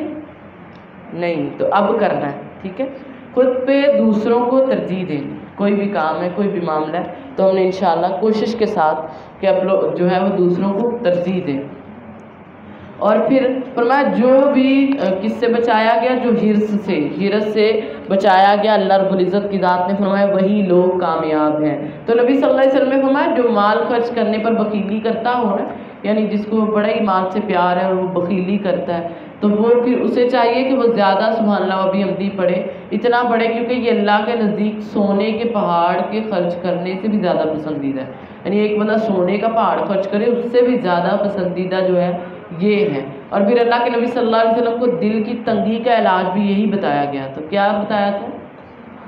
سبحان اللہ و بحمدہ. یعنی دل کا جو بھی مریض ہے نا، دل کا کو کوئی مسئلہ ہے تو وہ زیادہ سبحان اللہ و بحمدہ پڑھے اور ساتھ میں سجدہ بھی کرے، سجدے زیادہ کرے اور یہ کرے. یہ دل کی تنگی کا نبی صلی اللہ علیہ وسلم کو اللہ رب العزت نے بتایا تھا. تو اس لیے مال کی ہرس نہیں کرنی بلکہ اللہ کے راستے میں خرچ کرنا ہے، بخل سے بچنا ہے. آقا علیہ السلام اس لیے دعاؤں میں دعا کرتے ہوتے تھے کہ اللہم انی اعوذ بک من البخل، اے اللہ مجھے بخل سے بچا لے. تو ہمیں بھی چاہیے کہ بخل سے بچنے کی اللہ رب العزت سے دعا کرنی چاہیے، کیونکہ آقا علیہ السلام نے فرمایا تھا اللہ اس سے تم لوگوں کو بچائے بخل سے، کیونکہ پہلی قومیں جو ہے نا وہ اسی وجہ سے ہلاک ہوئی تھیں، یعنی بخل کی وجہ سے پہلی قومیں ہلاک ہو گئی تھی. تو اس لیے اللہ رب العزت اس سے ہمیں محفوظ فرما دے. اور صحابہ کہتے ہیں کہ ایک عورت آئی، وہ نا بڑی خوبصورت سی چادر لے کے اس نے اپنے ہاتھ سے بنی تھی چادر، اور اسپیشلی نبی صلی اللہ علیہ وسلم کے لیے بنی تھی. اور آ کے کہتی ہے اللہ کے نبی میں آپ کے لیے لے کے آئی ہوں، تحفہ آئی ہے، میں نے اپنے ہاتھ سے تیار کی اور مجھے پسند اچھا لگے گا کہ اگر آپ اس کو پہنیں. آپ صلی اللہ علیہ وسلم کو کہتے ہیں ضرورت بھی تھی اس چادر کی، کیونکہ اللہ کے نبی صلی اللہ علیہ وسلم کے پاس چادر نہیں تھی، بہت ضرورت تھی. تو آقا علیہ السلام نے فوری لی اور فوری اس کو اپنی ازار بنا لیا، آپ نے اس کو پہن لیا. تو اللہ کے نبی صلی اللہ علیہ وسلم پہن کے نکلے یا بیٹھے ایسی مجلس کے اندر، تو ایک صحابی کہتا اللہ کے نبی صلی اللہ علیہ وسلم آقا علیہ السلام یہ چادر بڑی خوبصورت ہے. آپ مسکرائے، کہتا اللہ کے نبی مجھے دے دے. اب دیکھیں آقا علیہ السلام کو ضرورت بھی ہے اور تحفے میں ملی ہوئی ہے اور ابھی پہن کے بھی آئے ہیں. تو آقا علیہ السلام کہتے تھوڑی دیر ویٹ کرو، یعنی میں تھوڑا انتظار کروں، میں یہ مجلس سے جاتا ہوں پھر آپ کو دے دیتا ہوں. آپ صلی اللہ علیہ وسلم نے وہ جو بھی مسئلے تھے وہ حل کیے کر کے پھر اندر گئے، جا کے چادر اتاری، طے کر کے اس صحابی کو لا کے دیتی. تو صحابہ اس کو بولنے لگے، کہتے تجھے نہیں پتا کہ نبی کو کتنی ضرورت تھی؟ آقا علیہ السلام کو ضرورت تھی اور اللہ کے نبی نے اپنا تحفہ بھی اتار کے جو ہے وہ تمہیں دے دیا. تو آگے سے کہتا ہے کہ میں نے یہ اس لیے لیے تھا کہ اس میں مجھے کفن دے دیا جائے، یعنی نیت اس کی بھی صحیح تھی. وہ چاہتا تھا کہ نبی نے جو چادر پہنی اس میں مجھے کفنایا جائے تو اگر کوئی کبھی ایسا ہو، پہلی بات ہے کہ کسی سے ایسی ہمیں فرمائش کرنی نہیں چاہیے، ٹھیک ہے؟ اگر کبھی آپ کو یعنی آپ سے کسی نے کر دی کہ اس کا علم نہیں ہے، ٹھیک ہے، آپ کے پاس ہے نہیں وہ چیز یا کم ہے یا اس کو آپ کو ضرورت ہے، تو اگر کوئی کر دیتا ہے تو پھر کبھی کبھی اس کی جو ہے نا وہ خواہش پوری بھی کرنی چاہیے کہ نبی صلی اللہ علیہ وسلم نے ایسے ہی پوری کی تھی، ٹھیک ہے؟ یعنی اپنے آپ کو ضرورت کو پھر سائڈ پہ رکھ کے کبھی کبھی پوری بھی کر دینی چاہیے۔ یہ نہیں کہ اب آپ ایک دفعہ پوری کریں تو دوسرا جو ہے وہ یہ طریقہ ہی بنا لیں۔ یہ خود بھی دیکھیں کہ ہم اگر کسی سے کچھ لیتے ہیں تو ہمیں بھی یہ دیکھنا چاہیے کہ ایک دفعہ کسی نے اس کو ضرورت کے باوجود بھی جو ہے اس نے ہمیں دیا تو ہم کہتے ہیں نہیں اب دوبارہ جاؤ نہیں دیکھنا چاہیے، کیونکہ اسلام ہمیں یہی قانون سکھاتا ہے۔ والذین جاءوا من بعدہم، اور وہ جو ان کے بعد آئے وہ کہتے ہیں ہمارے رب ہمیں اور ہمارے ان بھائیوں کو بخش دے جنہوں نے ایمان لانے میں ہم سے پہل کی، اور ہمارے دلوں میں ان لوگوں کے لیے کوئی کینہ نہ رکھ جو ایمان لائے۔ اے ہمارے رب بے شک تو بخشنے والا شفقت والا جو ہے نہایت رحم کرنے والا ہے۔ تو یہ دعا بھی انڈر لائن کرنے، ربنا اغفر لنا ولاخواننا الذین سبقونا بالایمان ولا تجعل فی قلوبنا غلا للذین آمنوا ربنا انک رؤوف رحیم۔ تو جب بھی کسی کے لیے کوئی غصہ ہو، کوئی یعنی ہو نا دلوں کے اندر، تو یہ دعا کرتے رہنا چاہیے کہ اللہ کسی کے لیے بھی کوئی کینہ ہے کچھ بھی ہے تو اللہ رب العزت سے دور کر دے۔ الم تر الی الذین نافقوا یقولون، کیا تم نے ان لوگوں کو نہیں دیکھا جنہوں نے منافقت کی اور وہ اپنے بھائیوں سے کہتے ہیں جنہوں نے اہل کتاب میں سے کفر کیا کہ یقیناً اگر تمہیں نکالا گیا تو ضرور ہم بھی ساتھ نکلیں گے اور تمہارے بارے میں کبھی کسی کی بات نہیں مانیں گے، اور اگر تم سے جنگ کی گئی تو ضرور ہم بھی جنگ کریں گے، یعنی ہم بھی کریں گے تمہاری مدد۔ اور اللہ شہادت دیتا ہے بے شک وہ یقیناً جھوٹے ہیں، یعنی زبان سے کچھ اور اندر سے کچھ ہے، یہ باتیں ان کی نہیں ہیں۔ اللہ رب العزت اس بات پہ گواہ ہے کہ یقیناً وہ لوگ جو ہیں وہ جھوٹے ہیں۔ لئن اخرجوا لا یخرجون معهم، میرے نبی اگر آپ نکلیں تو یہ کبھی بھی نہیں نکلیں گے آپ کے ساتھ، اور اگر آپ لڑیں تو کبھی بھی یہ مدد نہیں کریں گے، اور وہ ضرور انہوں نے ان کی مدد کی تو ضرور پیٹ پھیر جائیں گے اور پھر وہ مدد نہیں کیے جائیں گے۔ لانتم اشد رہبۃ فی صدورہم، بے شک تم ان کے سینوں میں خوف کے اعتبار سے اللہ سے زیادہ سخت ہو، یہ اس لیے کہ بے شک وہ ایسے لوگ ہیں جو نہیں سمجھتے۔ منافقوں کی بات، لا یقاتلونکم جمیعا، وہ اکٹھے ہو کر تم سے نہیں لڑیں گے مگر قلعہ بند بستیوں میں، وہی بنو النضیر والوں کی باتیں ہو رہی ہیں، قلعہ بند بستیوں میں یا وادیوں کے پیچھے سے ان کی لڑائی آپس میں بہت سخت ہے، اور تو خیال کرے گا کہ وہ اکٹھے ہیں، حالانکہ ان کے دل جو ہیں وہ الگ ہیں، دل الگ ہے، اس لیے بے شک وہ ایسے لوگ ہیں جو عقل نہیں رکھتے، یعنی وہ آپ سمجھتے ہیں کہ وہ اکٹھے ہیں لیکن ان کے دل جو ہے وہ الگ ہے۔ تو جب لڑائیاں جھگڑے ہوتے ہیں تو دل الگ ہوتے ہیں اور عقل کی کمیاں آ جاتی ہیں، اس لیے عقل بھی کم ہو جاتی ہے اور یہ بھی۔ اور جب بھی فرمایا کسی سے بھی کوئی تعلق ہو تو اللہ کے لیے محبت رکھی جائے تب بھی اللہ کے لیے، بغض رکھا جائے تب بھی اللہ کے لیے، کسی کے ساتھ بھی رکھیں۔ تو اس لیے اپنے دلوں کو ٹٹولیں کہ ہمارے دلوں میں کیا ہے، کس کے لیے ہم یہ سارا کچھ کر رہے ہیں۔ کمثل الذین من قبلہم قریبا، ان لوگوں کے حال کی طرح جو ان سے پہلے قریبی تھے، انہوں نے اپنے کام کا وبال چکھا اور ان کے لیے عذاب ہے، عذاب علیم، دردناک عذاب۔ اور شیطان کے حال کی طرح جب اس نے انسان سے کہا کفر کر، پھر جب وہ کفر کر چکا تو اس نے کہا بے شک میں تجھ سے لا تعلق ہوں، بے شک میں اللہ سے ڈرتا ہوں جو تمام جہانوں کا رب ہے۔ بس ان دونوں کا انجام یہ ہوا کہ بے شک وہ دونوں آگ میں ہوں گے، دونوں کے دونوں ہی آگ میں ہوں گے اور اس میں ہمیشہ رہنے والے، اور یہی ظالموں کا بدلہ ہے۔ یا ایھا الذین آمنوا اتقوا اللہ، اے لوگو جو ایمان لائے ہو اللہ سے ڈرو، ولتنظر نفس ما قدمت لغد، اور ہر شخص غور و فکر کرے کہ اس نے کل کے لیے کیا بھیجا ہے، کیا تیاری کی ہے۔ واتقوا اللہ، اللہ سے ڈرو، بے شک اللہ خبردار ہے جو تم کرنے والے ہو۔ تو کل سے مراد جو ہے وہ آخرت ہے۔ فرمایا اللہ سے، اب دیکھیں دو آگے اور پیچھے دونوں میں اللہ کا ڈر، اور درمیان میں کیا کہا گیا ہے کہ اپنے کل کے لیے فکر کرو۔ تو سوچیں کہ ہم نے کل کے لیے تیاری کیا کی ہے، تو کیا کی ہے کل کے لیے تیاری؟ ابھی عید میں اتنے دن ہے، اس کی تو تیاری ہماری ہو گئی ہے،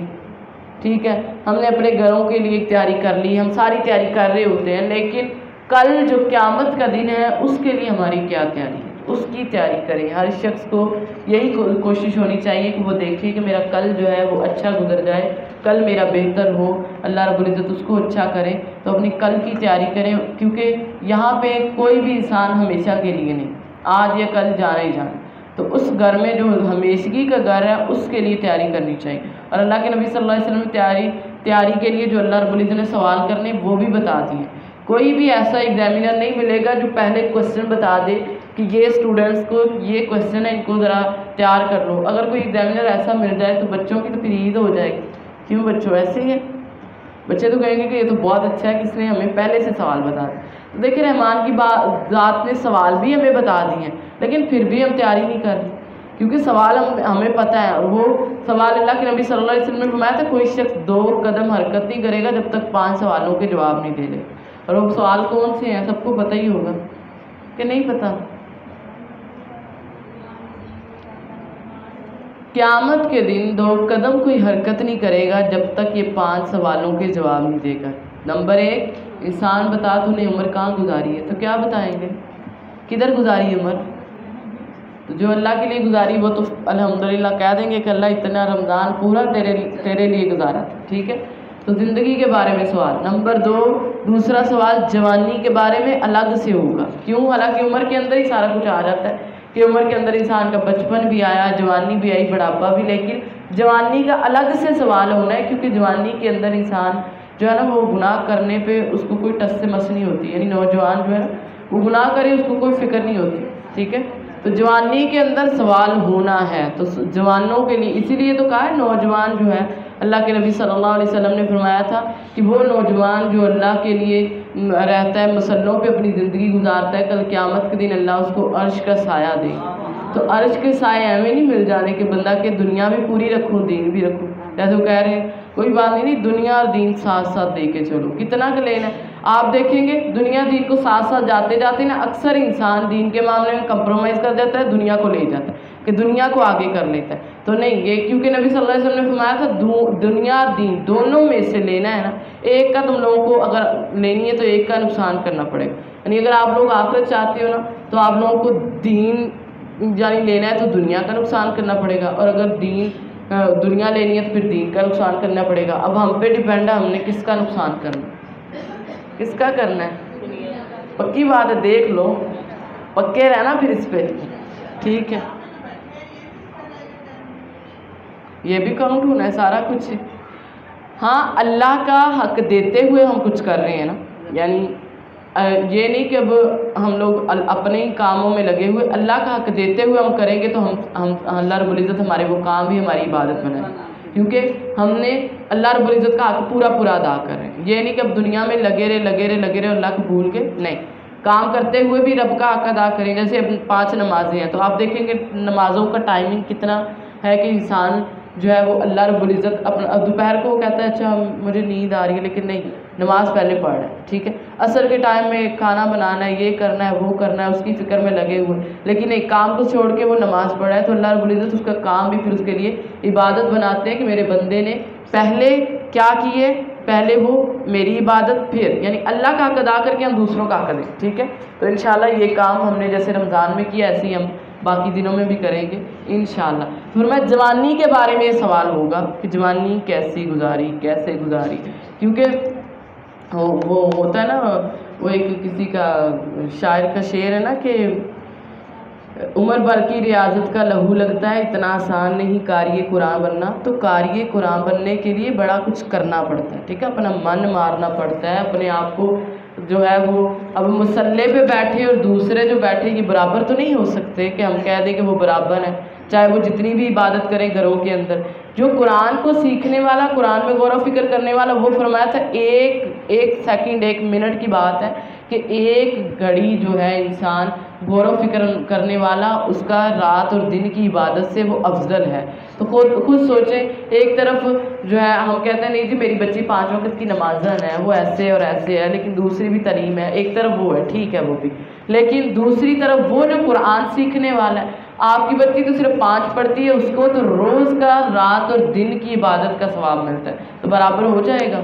نہیں ہوگا. تو اس لیے دین کے معاملے میں ہم ایسی کوئی کمپرومائز نہیں کریں گے. ہاں، دین کی تعلیم ساتھ ساتھ دنیا کی تعلیم لینی ہے. نیت یہ ہو کہ میں اللہ اس لیے سیکھ رہی ہوں تاکہ مجھے کچھ پھر دین کے بارے میں سمجھ آ جائے، کیونکہ جتنا ہم سیکھیں گے اتنا آگے سکھا سکیں گے. تو آپ ساتھ ساتھ یعنی اللہ کا حق ساتھ ساتھ دینا ہے.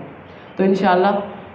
بچوں کے لیے ایسی ٹائمنگ بنائیں کہ بچوں کو مطلب وہ اسکول جا رہی، کالج جا رہی، یونیورسٹی جا رہی، ان کو بولیں کہ ٹھیک ہے آپ اس کا اللہ کا ساتھ دیں، یعنی آپ دن میں 1 گھنٹہ نکالیں، ٹھیک ہے. ماؤں کو چاہیے بچوں کو کہیں کہ 1 گھنٹہ وہ نکال کے دیں گے، بیٹا آپ نے اس ٹائم میں آپ نے جانا ہے اور جا کے قرآن کی تعلیم سیکھنی، ٹھیک ہے. تو فرمایا جوانی کے بارے میں الگ سے سوال، پھر مال کے بارے میں سوال ہوگا کہ کمایا کیسے ہے، یعنی کیسے مال کمایا گیا اس کے بارے میں سوال ہونا ہے، اور پھر خرچ کیسے کیا اس کے بارے میں بھی سوال ہونا ہے. یہ نہیں کہ بس آنا چاہیے. کبھی پوچھا ہے کیسے آ رہا ہے؟ کوئی پوچھتے ہیں آپ لوگ گھروں میں کہ یہ مال آپ لے کے آ رہے ہیں، شوہر ہے، بھائی ہے، باپ ہے، تو مال یہ آ رہا ہے، یہ آ کہاں سے رہا ہے؟ تو یہ بھی ہمیں پتہ ہونا چاہیے کہ حلال سے آ رہا ہے یا حرام سے آ رہا ہے. وہ نہیں کہ بس بیوی کو ہے کہ میری خواہش پوری ہو، حلال یا حرام مجھے اس سے کوئی سروکار، تو یہ نہیں ہونا چاہیے. کیونکہ مال جو کمایا کیسے کمایا اس کا سوال ہونا ہے، اور کہاں خرچ کیا اس کا بھی سوال ہونا ہے، اور کیا سیکھا اور کس طرح اس پہ عمل کیا، یعنی کیا کیا علم سیکھا ہے. تو یہ علم کون سا؟ دنیا کا علم نہیں، دین کے علم کی بات اللہ کر رہے ہیں کہ کیا تم نے سیکھا اور پھر کیا عمل کیا، اس کے بارے میں سوال ہونا ہے. اب یہ 5 سوال سب کو رٹے جانے چاہیے. رٹ جائیں گے؟ تو رٹنے کا مطلب یہ نہیں کہ بس رٹا ہی لگا لیں، مطلب یہ بھی ہے کہ اس پہ عمل بھی کریں، ٹھیک ہے. انشاءاللہ عمل کرنے کی اللہ رب العزت توفیق دے دے. انشاءاللہ کل کے لیے تیاری کرنی ہے، اور جو انسان ایمان لائے اور عمل صالح کرے انہی کے لیے تو اللہ رب العزت نے جو ہے وہ جنت تیار کی ہے. تو اللہ رب العزت ہم سب کے لیے جنت کے لیے آسانیاں فرما دے. وَلَا تَكُونُوا كَالَّذِينَ نَسُوا اللَّهَ، اور ان لوگوں کی طرح نہ ہو جاؤ جو اللہ کو بھول گئے تو اس نے انہیں ان کی جانیں بھلا دی. یعنی جو اللہ کو بھول گیا اللہ رب العزت بھی ان کو بھلا دیں گے. یہی لوگ نافرمان ہیں. اللہ رب العزت کو یاد رکھیں گے تو وہ بھی ہمیں یاد رکھے گا. تو اس لیے اللہ کو بھولنا نہیں ہے، اللہ کو ہمیشہ یاد رکھنا ہے، کوئی بھی حالات ہو کیسے. اس لیے فرمایا کہ کوئی مجلس ہو دنیا کی مجلس تو آپ وہاں سے اٹھتے ہیں تو اللہ کا ذکر یا نبی کا ذکر ضرور کیا کریں، ورنہ قیامت کے دن آپ 2 گھنٹے وہاں بیٹھے، 3 گھنٹے بیٹھے، یعنی ہوتا ہے نا بعد کوئی فنکشن ہے، کوئی مطلب شادی کا فنکشن چل رہا ہے، کوئی ویسے کوئی تقریب ہے، ہم وہاں پہ جاتے ہیں، ہم بیٹھے ہیں، تو اس میں اللہ اور اس کے رسول کا کسی نہ کسی طرح ذکر ضرور کریں، ٹھیک ہے. ذکر کریں گے تو فرمایا کل قیامت کے دن، ورنہ وہی مجلس آپ کے لیے باعث حسرت ہوگی. تو ہم نے باعث حسرت نہیں بنانی مجلسیں، اللہ کا ذکر اس میں ضرور کریں، ورنہ جیسے ہم اللہ کو بھولیں اللہ بھی ہمیں بھول جائیں گے. لا یستوی اصحاب النار واصحاب الجنہ، آگ والے اور جنت والے برابر نہیں. جو جنت والے وہی تو کامیاب ہیں. سبحان اللہ. آگ والے اور جنت والے کبھی برابر نہیں، اور جنت والے جو ہیں وہ اللہ رب العزت فرما رہے وہی کامیاب. لو انزلنا هذا القرآن، اور اگر ہم اس قرآن کو اتارتے، کسی پہاڑ پر اتارتے، اللہ رب العزت کی ذات فرمائے اگر کسی پہاڑ پر ہم اس قرآن کو اتارتے تو یقیناً اسے اللہ کے ڈر سے پست ہونے والا، ٹکڑے ٹکڑے ہونے والا دیکھتے، یعنی وہ اللہ کے خوف سے اتنا جو ہے وہ پست ہو جاتا، ٹکڑے ٹکڑے ہو جاتا. تو دیکھیں قرآن ان پہ اتارنے کی بات ہے، اور ہم تو پورا پڑھ لیتے، پڑھتے ہیں نا، پورا مکمل کر لیتے، لیکن پھر بھی دل پہ کوئی اثر نہیں، کوئی بوجھ نہیں، کچھ بھی نہیں. تو یہ ہم نے دیکھنا ہے، نہ دل پگھلتا ہے، نہ سختی ختم ہوتی ہے، ویسی کی ویسی ہمارے حالات ہیں، کوئی درست نہیں، کوئی عمل میں تبدیلی نہیں. تو اگر ایسا ہے تو سوچیں وہ قرآن پڑھنا مجھے کیا فائدہ دے رہا ہے. ٹھیک ہے، قرآن پڑھیں تاکہ اس کا اثر بھی ہمارے دلوں میں آنا چاہیے، اثر آئے ہمارے دلوں میں کہ ہمارے اندر کوئی تبدیلی آئے. قرآن سے محبت ہے، اور اصل محبت، اصل حقیقت، اصل مقام یہی ہے کہ انسان جو ہے وہ اس کو سمجھے، اس کو پڑھے، اس پہ عمل کرنے کی کوشش کرے. تو انشاءاللہ کریں گے عمل،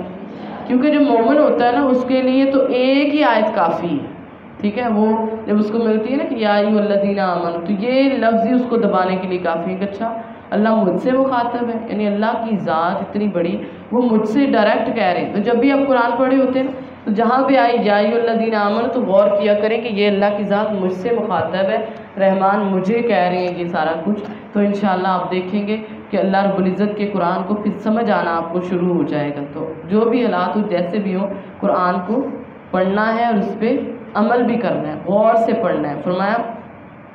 اللہ نے اس کو بیان اس لیے کیا تاکہ وہ غور و فکر کریں. تو قرآن آیا اس لیے کہ ہم اس کے اندر غور و فکر کریں. هو اللہ الذی لا الہ الا هو، وہی ہے جس کے سوا کوئی معبود نہیں، ہر چھپی اور کھلی چیز کو جاننے والا اللہ کی ذات. ان آیات کے اندر اللہ کے 18 ناموں کا ذکر آئے گا، رحمان کے ناموں. تو فرمایا وہ اللہ ہے جس کا کوئی معبود نہیں، اور وہ چھپی اور کھلی جو باتیں ہیں، وہ ہر چیز کو، انسان کی بات کو اللہ رب العزت جاننے والا ہے۔ وہ الرحمن الرحیم، وہ بہت رحم کرنے والا، نہایت مہربان۔ وہ الذی، وہی ذات ہے کہ اس کے علاوہ کوئی معبود نہیں، الملک، وہ بادشاہ ہے، یعنی سب بادشاہوں کا بادشاہ، وہ پاک ہے، سلامتی والا ہے اور امن دینے والا، نگہبان ہے اور سب پر غالب ہے، اور اپنی جو ہے وہ اپنی مرضی چلانے والا، عزیز، زبردست اور بڑائی بیان کرنے والا۔ وہ پاک ہے اس چیز سے جو وہ شرک کرتے ہیں۔ تو اللہ رب العزت نے اس لیے فرمایا تھا کہ بڑائی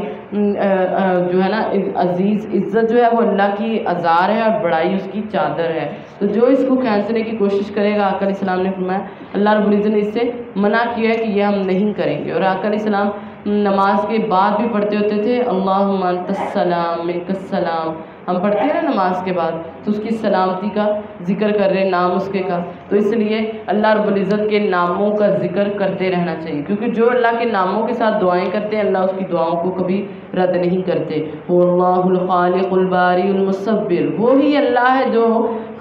پیدا کرنے والا اور پھر اللہ رب العزت خاکے بنانے والا، پیدا کرنے والا، صورت بنانے والا، اور اسی کے لیے اچھے نام ہیں، اور اس کی تسبیح بیان کرتی ہے ہر چیز جو کچھ بھی آسمان میں اور زمین میں، اور وہی غالب، کمال، حکمت والا ہے۔ دیکھیں تسبیح سے بات شروع ہوئی، تسبیح پہ لاسٹ ہو گئی کہ تسبیح ہر چیز بیان کرتی ہے، تو اس لیے کبھی بھی اللہ رب العزت کی تسبیح زیادہ کریں، اور اللہ ہر چیز کو پیدا کرنے والا، خاکے بنانے والا، تو اس لیے مصور تصویریں بنانے سے جو ہے وہ باز آیا کریں، یعنی آرٹ بناتے ہیں نا، ہاتھوں سے تصویریں بنانی، تو اس سے منع کیا گیا۔ اللہ کے نبی صلی اللہ علیہ وسلم نے فرمایا، اللہ رب العزت اس کو کہیں گے کہ جب تک اس میں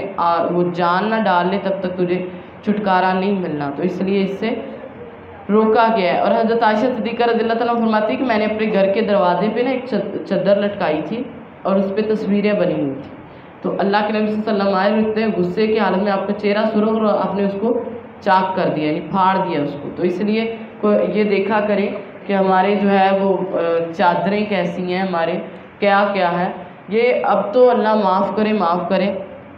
حدیث کے اندر تو آتا ہے جہاں تصویر ہوگی وہاں پہ رحمت کا فرشتہ نہیں آئے گا۔ اور آپ کپڑے خریدتے ہوئے بھی غور کیا کریں۔ ابھی پرسوں باجی جان کا سوٹ لیا، تو وہ بس ایسے ہی بھائی لے آئے اور دیکھا نہیں کہ کیسا ہے کیا ہے، تو وہ جب گھر آ کے دیکھا نا، تو اس کے اوپر ہاتھی کی تصویریں بنی، یعنی انہوں نے بارڈر جو تھا وہ ہاتھی کا بنایا ہوا، تو اس لیے غور کیا کریں، کبھی وہ تتلیاں بنی ہوتی ہیں، کبھی ہاتھی، کبھی مور بنے ہوتے ہیں، تو ایسا ہم کوئی بھی سوٹ بھی، ظاہر بات جب آپ سوٹ وہ پہنیں گے تو آپ عبادت کریں گے تو وہ کیسے قبول ہوگی، کیونکہ فرشتہ تو آنا ہی نہیں، کیونکہ آپ کی وہ سوٹوں میں وہ لگا ہوتا ہے، تو اس لیے ان چیزوں کا خیال رکھا کریں، گھروں کے اندر دیکھا کریں۔ بسم اللہ الرحمن الرحیم، سورۃ الممتحنہ، یہ مدنی سورت ہے۔ یا ایھا الذین آمنوا، اے لوگوں جو ایمان لائے ہو، میرے دشمنوں اور اپنے دشمنوں کو دوست مت بناؤ، تم ان کی طرف دوستی کا پیغام بھیجتے ہو، حالانکہ یقیناً انہوں نے اس حق سے انکار کیا جو تمہارے پاس آیا، اور وہ رسول کو اور خود تمہیں، اس لیے نکالتے ہیں کہ تم اللہ پر ایمان لائے ہو جو تمہارا رب ہے۔ اگر تم میرے راستے میں جہاد کے لیے، میری رضا کے لیے تلاش کرنے کے لیے نکلے، تو تم ان کی طرف چھپا کر دوستی کے پیغام بھیجتے ہو، حالانکہ اللہ رب العزت جانتا ہے جو کچھ تم چھپاتے ہو۔ وَمَن يَفْعَلْهُ مِنْكُمْ، اور جو کوئی تم میں سے یہ کرے گا تو وہ یقیناً سیدھے راستے سے بھٹک جائے گا۔ یہ صلح حدیبیہ کے جب معاہدے ہوئے نا، معاہدوں کے بعد لوگوں نے معاہدوں کو توڑ دیا، پاسداری نہیں کی، مشرکین مکہ بھی اور ادھر ادھر کے لوگ بھی۔ اب اللہ کے نبی صلی اللہ علیہ وسلم نے کہا کہ ایسا کرتے ہیں، چپکے آپ نے نا تیاری شروع کر دی، کس لیے؟ فتح مکہ کے لیے، مکہ کی طرف جانے کے لیے تیاری شروع کر دی۔ آقا علیہ السلام نے تیاری شروع کی، اب تیاری شروع تھی، اور اللہ کے نبی صلی اللہ علیہ وسلم صحابہ کہتے ہیں آقا ہمیں ہر بات کی خبر دیتے تھے سوائے اس کے، اللہ کے نبی صلی اللہ علیہ وسلم ہمیں بتاتے تھے کہ ہم نے اس طرف کوچ کرنی ہے، تیاری کر لو، ہم اس طرف جا رہے ہیں، تیاری کر لو، لیکن مکہ کی طرف جانے کی اللہ کے نبی صلی اللہ علیہ وسلم نے ہمیں خبر نہیں دی، سوائے چند ایک کے، جن کو جو قریبی تھے ان کو پتا تھا کہ نبی صلی اللہ علیہ وسلم مکہ کی طرف سفر کرنے والے ہیں، لیکن عام صحابہ کو کسی کو نہیں پتا تھا کہ نبی صلی اللہ علیہ وسلم کس طرف جانے والے ہیں۔ تو اب اس میں ایک یہ ہوا کہ اللہ کے نبی صلی اللہ علیہ وسلم نے چھپا کے رکھا تھا کہ مکہ والوں کو پتہ نہ چلے کہ ہماری تیاری ہو رہی ہے، ہم جا رہے ہیں، ہم چپکے سے جائیں گے ان پہ، اور اللہ کے نبی یہ بھی چاہتے تھے کہ میں جب جاؤں گا چپکے سے جائیں گے، ایک دم جب ان پہ حملہ کرنے کے لیے آئیں گے تو وہ ڈر جائیں گے اور خون خرابہ نہیں ہوگا، آپ خون خرابے سے بھی ڈرنا چاہتے تھے۔ تو اب ایک صحابی تھا، یہ حاتب بن ابی بلتہ، اس صحابی نے نا اس کے بچے بیویاں جو تھے وہ مکہ میں تھے، اس نے دیکھا کہ سب کا سارے صحابیوں کا کوئی نہ کوئی قریبی وہاں پہ ہے اور وہ ان کے پچھلوں کو دیکھ لیں گے، لیکن میرا وہاں پہ کوئی بھی نہیں ہے۔ اور اس نے پڑھ لیا تھا کہ اللہ رب العزت نے فتح جو ہے وہ لکھ دی ہے، تو وہ کہتا فتح تو مل ہی جانی ہے، کیوں نہ میں ایک احسان کروں مکہ والوں پہ۔ اس نے ایک خط لکھا، لکھ کے ایک عورت جو مکہ سے آئی ہوئی تھی اس کو دیا، اور دے کے کہتے ہیں کہ جاؤ یہ خط ان کو دے دینا، یعنی وہ ایک احسان کرنا چاہتے تھے تاکہ احسان ہو جائے اور وہ میرے بیوی بچوں کو جو ہے وہ تکلیف نہ دے۔ اب اس نے تو یہ سوچ کے وہ خط لکھ دیا۔ اب وہ عورت جو تھی وہ خط لے کے جا رہی، تو اللہ کے نبی صلی اللہ علیہ وسلم کو اللہ رب العزت نے وحی کے ذریعے بتا دیا کہ وہ خط جو ہے وہ عورت لے کے جا رہی ہے، اور اللہ کے نبی نے حضرت علی رضی اللہ تعالیٰ عنہ، حضرت زبیر اور ایک دو اور صحابہ کو آپ نے بھیجا اور کہا فلاں مقام پہ وہ عورت ہوگی، یعنی فلاں مقام پہ وہ عورت ہوگی، اس عورت سے آپ نے خط لے کے آ جانا۔ اب صحابہ گئے، حضرت علی گئے نا، جب کہتے اسی مقام پہ جس پہ نبی صلی اللہ علیہ وسلم نے کہا تھا نا کہ اس مقام پہ آپ کو عورت ملے گی، تو وہیں پہ وہ عورت ہے۔ تو اس عورت سے کہتے ہیں کہ وہ خط جو تمہیں دیا ہے وہ دے دو، مکہ کی طرف جو جا رہی۔ وہ مانی لو کہ میری خاتی نہیں، میرے پاس خاتی نہیں ہے، میرے پاس نہیں۔ حضرت علی رضی اللہ عنہ فرماتے ہیں کہ ہمارے نبی صلی اللہ علیہ وسلم نے کہا ہے اگر تو نے نہ دیے نا تو مجھے کپڑے بھی اتروانے پڑے تو اتروا دوں گا، کیونکہ نبی کی بات جھوٹی نہیں، مجھے بالکل سچی حقیقت، یعنی اس کو ڈرانے کے لیے اتنا، کیونکہ عورت ذات جو ہے اس بات سے بہت ڈرتی ہے، چاہے وہ جتنی بھی ہو کھلی کہ کوئی اس کے لیے ایسے لفظ استعمال کرے، تو وہ ڈرانے کے لیے اس کو جب ایسے کہا نا تو وہ ڈر گئی، اور اس نے اپنے جوڑے سے نکال کے نا خط دیا، جوڑے سے نکال کے، یعنی عورتوں کے اندر اتنا دماغ ہے کہ کہاں کیا چھپانا ہے، تو جوڑے سے نکالا اور خط دے دیا۔ اب حضرت علی رضی اللہ عنہ واپس لے آئے اور پتہ چلا یہ خط لکھا کس نے، حاتب بن ابی بلتہ نے، اور یہ جو صحابی تھے یہ بدری صحابی تھے، بدری صحابی تھے۔ اب سب کو غصہ ہے، کہتے اللہ کے نبی اجازت دے اس کو، یعنی حضرت عمر کہہ رہی اس کا ساری قلم کر دے، اسے یہ بات کیوں کہی؟ اللہ کے نبی صلی اللہ علیہ وسلم نے فرمایا کہ آپ کو نہیں پتہ یہ بدری صحابی ہے، اور بدری صحابیوں کے لیے اللہ کا حکم تھا کہ جو 313 بدر کے اندر گئے ہیں نا، فرمایا اس کے بعد تم گناہ بھی کرو گے تو اللہ معاف کر دے، گناہ پہ بھی تم لوگوں کو پکڑنی ہوگی، ورنہ یہ اتنا بڑا گناہ تھا کہ اللہ اور اس کے رسول کے ساتھ ایک عہد توڑنے والی بات تھی، لیکن ان کو معاف کر دیا گیا۔ اور اللہ نے پھر قرآن اتار کے یہ کہہ دیا کہ تم اللہ اور اس کے رسول کے جو دشمن ہوتے ہیں ان سے دوستیاں نہیں کرنی، ان سے محبتیں نہیں کرنی۔ تو ہم دیکھیں ہم تو نہیں محبت کرتے، سارے کہیں گے نہیں کرتے، نہیں کرتے، پکی بات ہے۔ تو جو اللہ اور اس کے رسول کے دشمن ہیں، یعنی اب جو محبتیں اب وہ اس لیول پہ تو نہیں ہوتی کہ آنا جانا ہو، اب محبتیں بس دیکھو کسی ایکٹر کو دیکھو تو اس سے محبت ہے، کسی ماڈل کو دیکھو اس سے محبت ہے، تو یہ محبتیں جو ہیں یہ بھی وہی اسی درجے میں آ جائیں گی۔ تو ہم نے ایسی محبتیں جو ہیں وہ نہیں پالنی۔ ان یثقفوکم یکونوا لکم اعداء ویبسطوا، اگر وہ تمہیں پائیں تو تمہارے دشمن ہوں گے، اور اپنے ہاتھ اور اپنی زبانیں تمہاری طرف برائی کے ساتھ بڑھائیں گے، اور چاہیں گے کاش تم کفر کرو۔ قیامت کے دن ہرگز نہ تمہاری رشتہ داریاں کام آئیں گی اور نہ تمہاری اولاد، اور وہ تمہارے درمیان فیصلہ کرے گا۔ اللہ رب العزت کی ذات ہمارے قیامت کے دن کوئی رشتہ داری اولاد کچھ بھی کام نہیں آئے گا، کیونکہ اولاد کے لیے اس نے یہ سارا کچھ کیا تھا نا، اپنی بیوی اور اولاد کے لیے۔ تو اللہ فرماتے جس کی خاطر یہ کر رہے ہو، اللہ اس کے رسول کو ناراض کر کے یہ کام کر رہے، یہ تمہارے کام نہیں آئیں گے۔ اور فرمایا تمہارے درمیان فیصلہ اللہ رب العزت کریں گے، جو تم کرتے ہو اللہ دیکھنے والے ہیں۔ قد کانت لکم اسوۃ حسنہ، یقیناً تمہارے لیے ابراہیم اور ان لوگوں میں سے جو اس کے ساتھ ایک اچھا نمونہ تھا، جب انہوں نے اپنی قوم سے کہا کہ بے شک ہم تم سے اور ان چیزوں سے بری ہیں جنہیں تم اللہ کے سوا پوجتے ہو، ہم تمہیں نہیں مانتے، اور ہمارے درمیان اور تمہارے درمیان ہمیشہ کے لیے دشمنی اور بغض ظاہر ہو گیا ہے، یہاں تک کہ تم اس اکیلے اللہ پر ایمان لاؤ۔ مگر ابراہیم کا اپنے باپ سے کہنا کہ تمہارے لیے نمونہ نہیں، بے شک میں تمہارے لیے بخشش کی دعا ضرور کروں گا، میں تمہارے لیے اللہ سے کسی چیز کا مالک جو ہوں وہ نہیں ہوں۔ ربنا، اے رب ہمارے، علیک توکلنا و الیک انبنا و الیک المصیر، اے اللہ میں نے تجھی پر بھروسہ کیا اور تیری ہی طرف رجوع ہے اور تیری ہی طرف لوٹ کر آنا ہے۔ اس دعا کو بھی انڈر لائن کر لیں، جب بھی کوئی مسئلہ ہو فوری یہ دعا پڑھنا شروع کر دیں کہ ربنا علیک توکلنا و الیک انبنا و الیک المصیر ربنا لا تجعلنا فتنة للذین کفروا واغفر لنا ربنا، اے رب ہمارے ہمیں ان لوگوں کے لیے آزمائش نہ بنا جنہوں نے کفر کیا، اور ہمیں بخش دے اے رب ہمارے، یقیناً تو سب پر غالب کمال حکمت والا ہے۔ لقد کان لکم فیہم اسوۃ حسنہ، بے شک یقیناً تمہارے لیے ان میں اچھا نمونہ تھا اس کے لیے جو اللہ اور اس کے رسول یوم آخرت کی امید رکھتا ہے، اور جو کوئی منہ پھیرے تو یقیناً اللہ ہی وہ ذات ہے جو بے پرواہ ہے اور تمام تعریفوں کا مالک ہے۔ یعنی اللہ رب العزت فرما رہے کہ تمہارے لیے اس میں اللہ رب العزت نے اسوہ حسنہ رکھا ہے، اس لیے ان سے لو، یہ جو آیتیں ہیں اس سے سیکھو اللہ کیا چاہتے ہیں۔ اصل اللہ یجعل بینکم، قریب ہے کہ اللہ رب العزت جو ہے تمہارے درمیان اور ان لوگوں کے درمیان جن سے تم دشمنی رکھتے ہو دوستی پیدا کر دیں۔ اللہ بہت قدرت رکھنے والا، بخشنے والا، نہایت مہربان ہے۔ لا ينهاكم الله عن الذين لم يقاتلوكم، اللہ تمہیں ان لوگوں سے منع نہیں کرتا جنہوں نے نہ تم سے دین کے بارے میں جنگ کی، نہ تمہیں تمہارے گھروں سے نکالا، کہ تم ان سے نیک سلوک کرو اور ان کے ساتھ حق کے ساتھ انصاف کرو، اور اللہ انصاف کرنے والوں کو پسند کرتا ہے۔ بے شک اللہ تمہیں انہی سے منع کرتا ہے جنہوں نے تم سے دین کے بارے میں جنگ کی اور تمہیں تمہارے گھروں سے نکالا اور تمہارے نکالنے میں ایک دوسرے کی مدد کی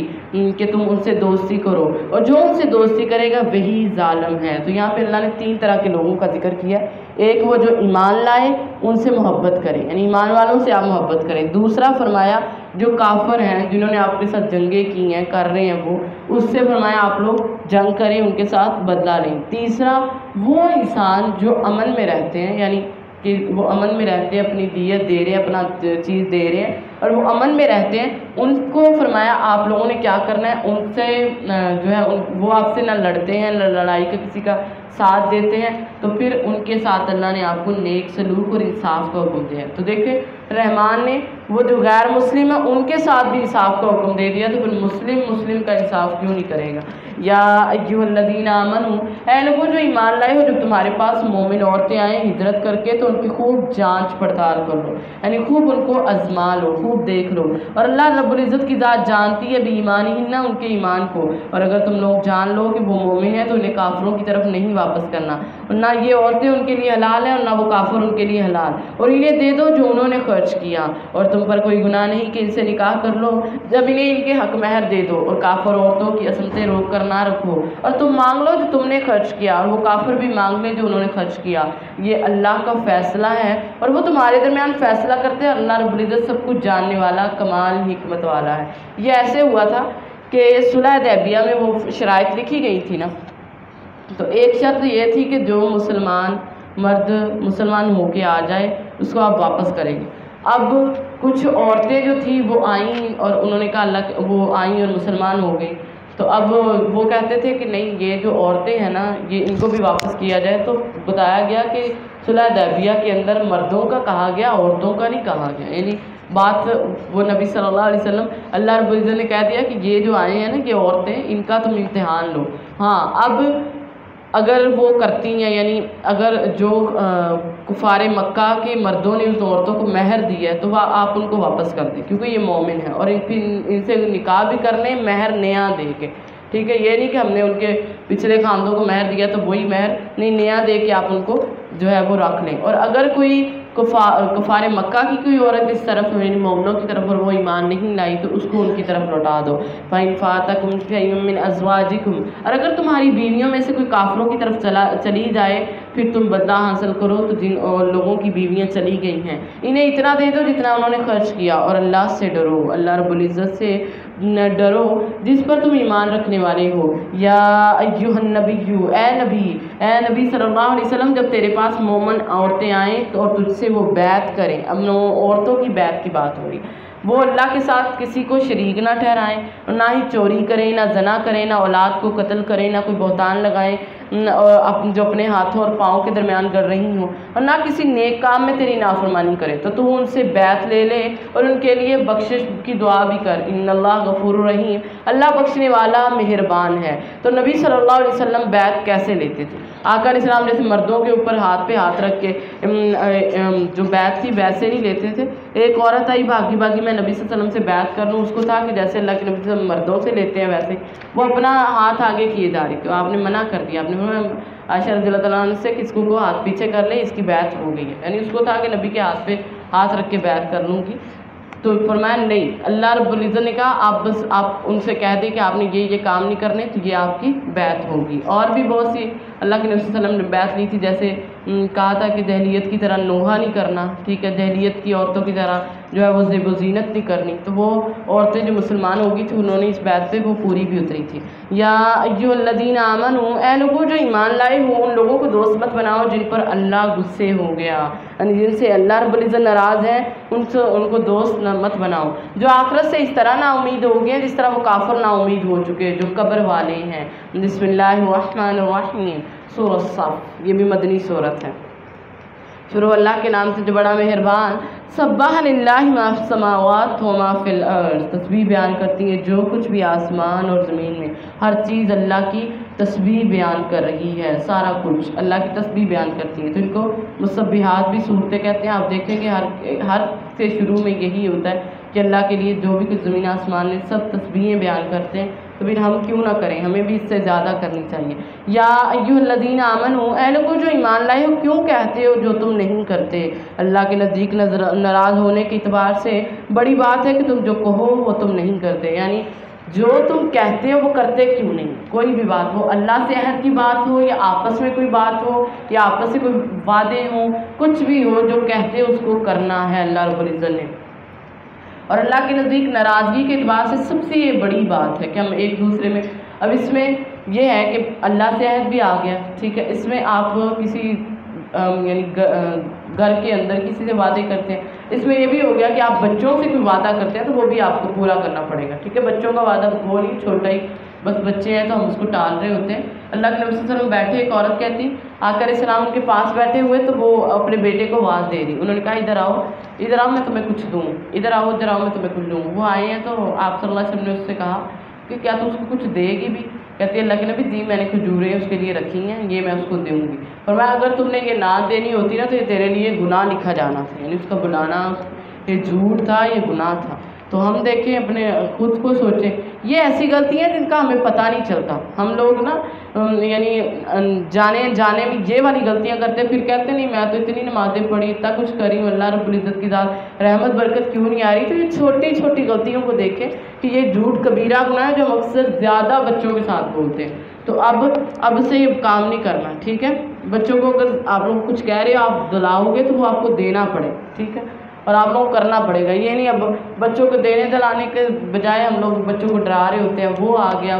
تو کہاں آ گیا، اگر کوئی نہیں یعنی بلی آ گیا، کتا آ گیا، یہ آ گیا، وہ آ گیا، تو یہ بھی گناہ کے زمرے میں ہوتا ہے سارا کچھ، یہ گناہ لکھے جاتے ہیں۔ تو اب ہم نے اپنی، کیونکہ قرآن ہماری تربیت کے لیے ہے، تو دیکھیں ہم نے اپنی تربیت کرنی ہے، خود کو سنوارنا ہے انشاءاللہ، تو کریں گے انشاءاللہ۔ ساری مائیں ہیں تو ماؤں نے اب یہ کرنا نہیں ہے، ٹھیک ہے، بچے بھی ایسے خوش ہو جائیں گے کہ اب ماں جو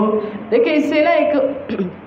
ایک اور بات، بچوں کو آپ پر اعتماد ہو جائے گا، ٹھیک ہے، نیکسٹ ٹائم آپ جو بھی کچھ کہیں گے بچہ بلا جھجک آئے گا، اس کو پتہ ہے کہ میری ماں نے جو کہنا ہے وہ بالکل سچ ہے۔ اور اگر ہم نے بچپن سے ہی ان کی یہ بنیاد رکھی ہے کہ ہم جو کہتے ہیں وہ سچ نہیں جھوٹ ہے، تو وہ بڑا ہو کے بھی آپ اس کو سچ بھی کہہ رہے ہو نا تو اس کے اندر وہی بات رچی ہوتی ہے کہ نہیں یہ میری ماں نے مجھ سے جھوٹ ہی کہنا ہے، اس سے سچ کبھی نہیں کہنا۔ تو اس لیے اپنا جو کریکٹر ہے بچوں کے سامنے اپنے آپ کو مضبوط بنائیں، ٹھیک ہے، کہ بچوں کا آپ پر اعتماد ہو، کہ بچے دیکھیں کہ ہماری ماں ہمیں کیا کہہ رہی ہے۔ ان اللہ یحب الذین یقاتلون فی سبیلہ، بے شک اللہ ان لوگوں سے محبت کرتا ہے جو اللہ کی راہ میں صف باندھ کر لڑتے ہیں، جیسے وہ ایک سیسہ پلائی ہوئی عمارت، یعنی اللہ ان سے محبت کرتا ہے جو اللہ کے راستے میں صف باندھ کر لڑتے ہیں۔ تو اللہ کے نبی صلی اللہ علیہ وسلم نے فرمایا اللہ کے ہاں قیامت کے دن افضل جہاد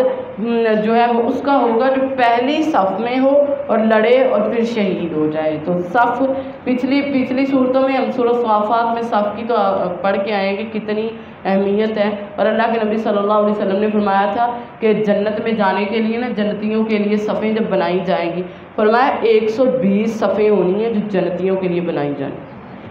ٹوٹل اور پوری دنیا کی، یعنی جتنے بھی نبی آئے آدم سے لے کے نبی صلی اللہ علیہ وسلم قیامت تک کے لیے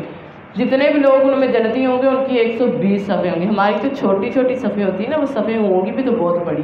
تو 120 صفیں ہونی، جن میں سے آقا نے فرمایا تھا 80 صفیں میری امت کی ہوں۔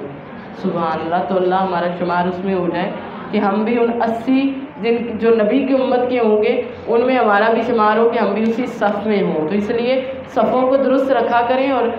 فرشتوں کی صفحہ کی طرح کہ ہم جو ہے وہ صفیں کریں، اور یہی نیت ہمیں کرنی چاہیے اچھا میں یہ صف کر رہی ہوں تو انشاءاللہ قیامت کے دن بھی جنتیوں کی صف میں نے کھڑے ہوں انشاءاللہ صفوں میں کھڑے ہونا ہے۔ تو اس لیے اللہ کے نبی صلی اللہ علیہ وسلم نے فرمایا کہ تم میں سے کسی کا صف میں کھڑے ہونا، یعنی صف میں کھڑے ہونا 60 سال کی نماز سے بہتر ہے۔ یعنی ایک بندہ ویسے نماز پڑھتا ہے، ٹھیک ہے، 1 درجہ، تو خود سوچے جو روز صف میں پڑھے گا تو کتنے درجے،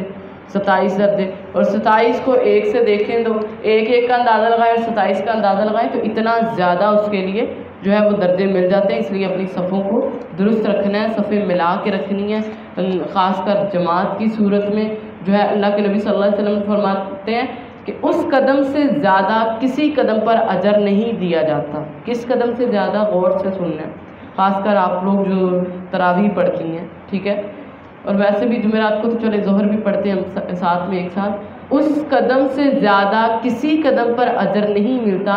جو صف کے شگاف کو پورا کرنے کے لیے آتا ہے۔ یعنی آپ لوگ ہم ایسے کھڑے ہیں نا ایک دوسرے کے ساتھ اور ہماری یہ کوشش ہوتی ہے اچھا وہ میرے ساتھ ملائے، میں کیوں ملاؤں اس کے ساتھ، ہوتا ہے ذہن میں یہ بات، کہتے ہیں اچھا وہ ملا لے میں ملاؤں اس کے ساتھ پاؤں۔ تو آپ نے یہ ذہن میں رکھنا ہے کہ اللہ کے نبی نے فرمایا اس قدم سے بڑا کسی کا اجر نہیں جو صف ملانے کے لیے، یعنی وہ کہتا ہے اس گیپ کو میں ختم کر دوں، اور وہ خود اپنا پاؤں بڑھا رہا ہوتا ہے۔ تو انشاءاللہ گیپ کو ختم کرنے کے لیے اب ہم نے کیا کرنا ہے؟ خود پاؤں بڑھانے، نہ کہ انتظار کرنا ہے کہ وہ میرے ساتھ ملے، نہیں، خود اس کے ساتھ ملنا ہے۔ وَإِذْ قَالَ مُوسَىٰ لِقَوْمِهِ، اور جو موسیٰ نے اپنی قوم سے کہا ہے میری قوم تم مجھے کیوں تکلیف دیتی ہو، حالانکہ تم جانتے ہو کہ بے شک میں تمہاری طرف اللہ کا رسول ہوں۔ پھر جب وہ ٹیڑھے ہو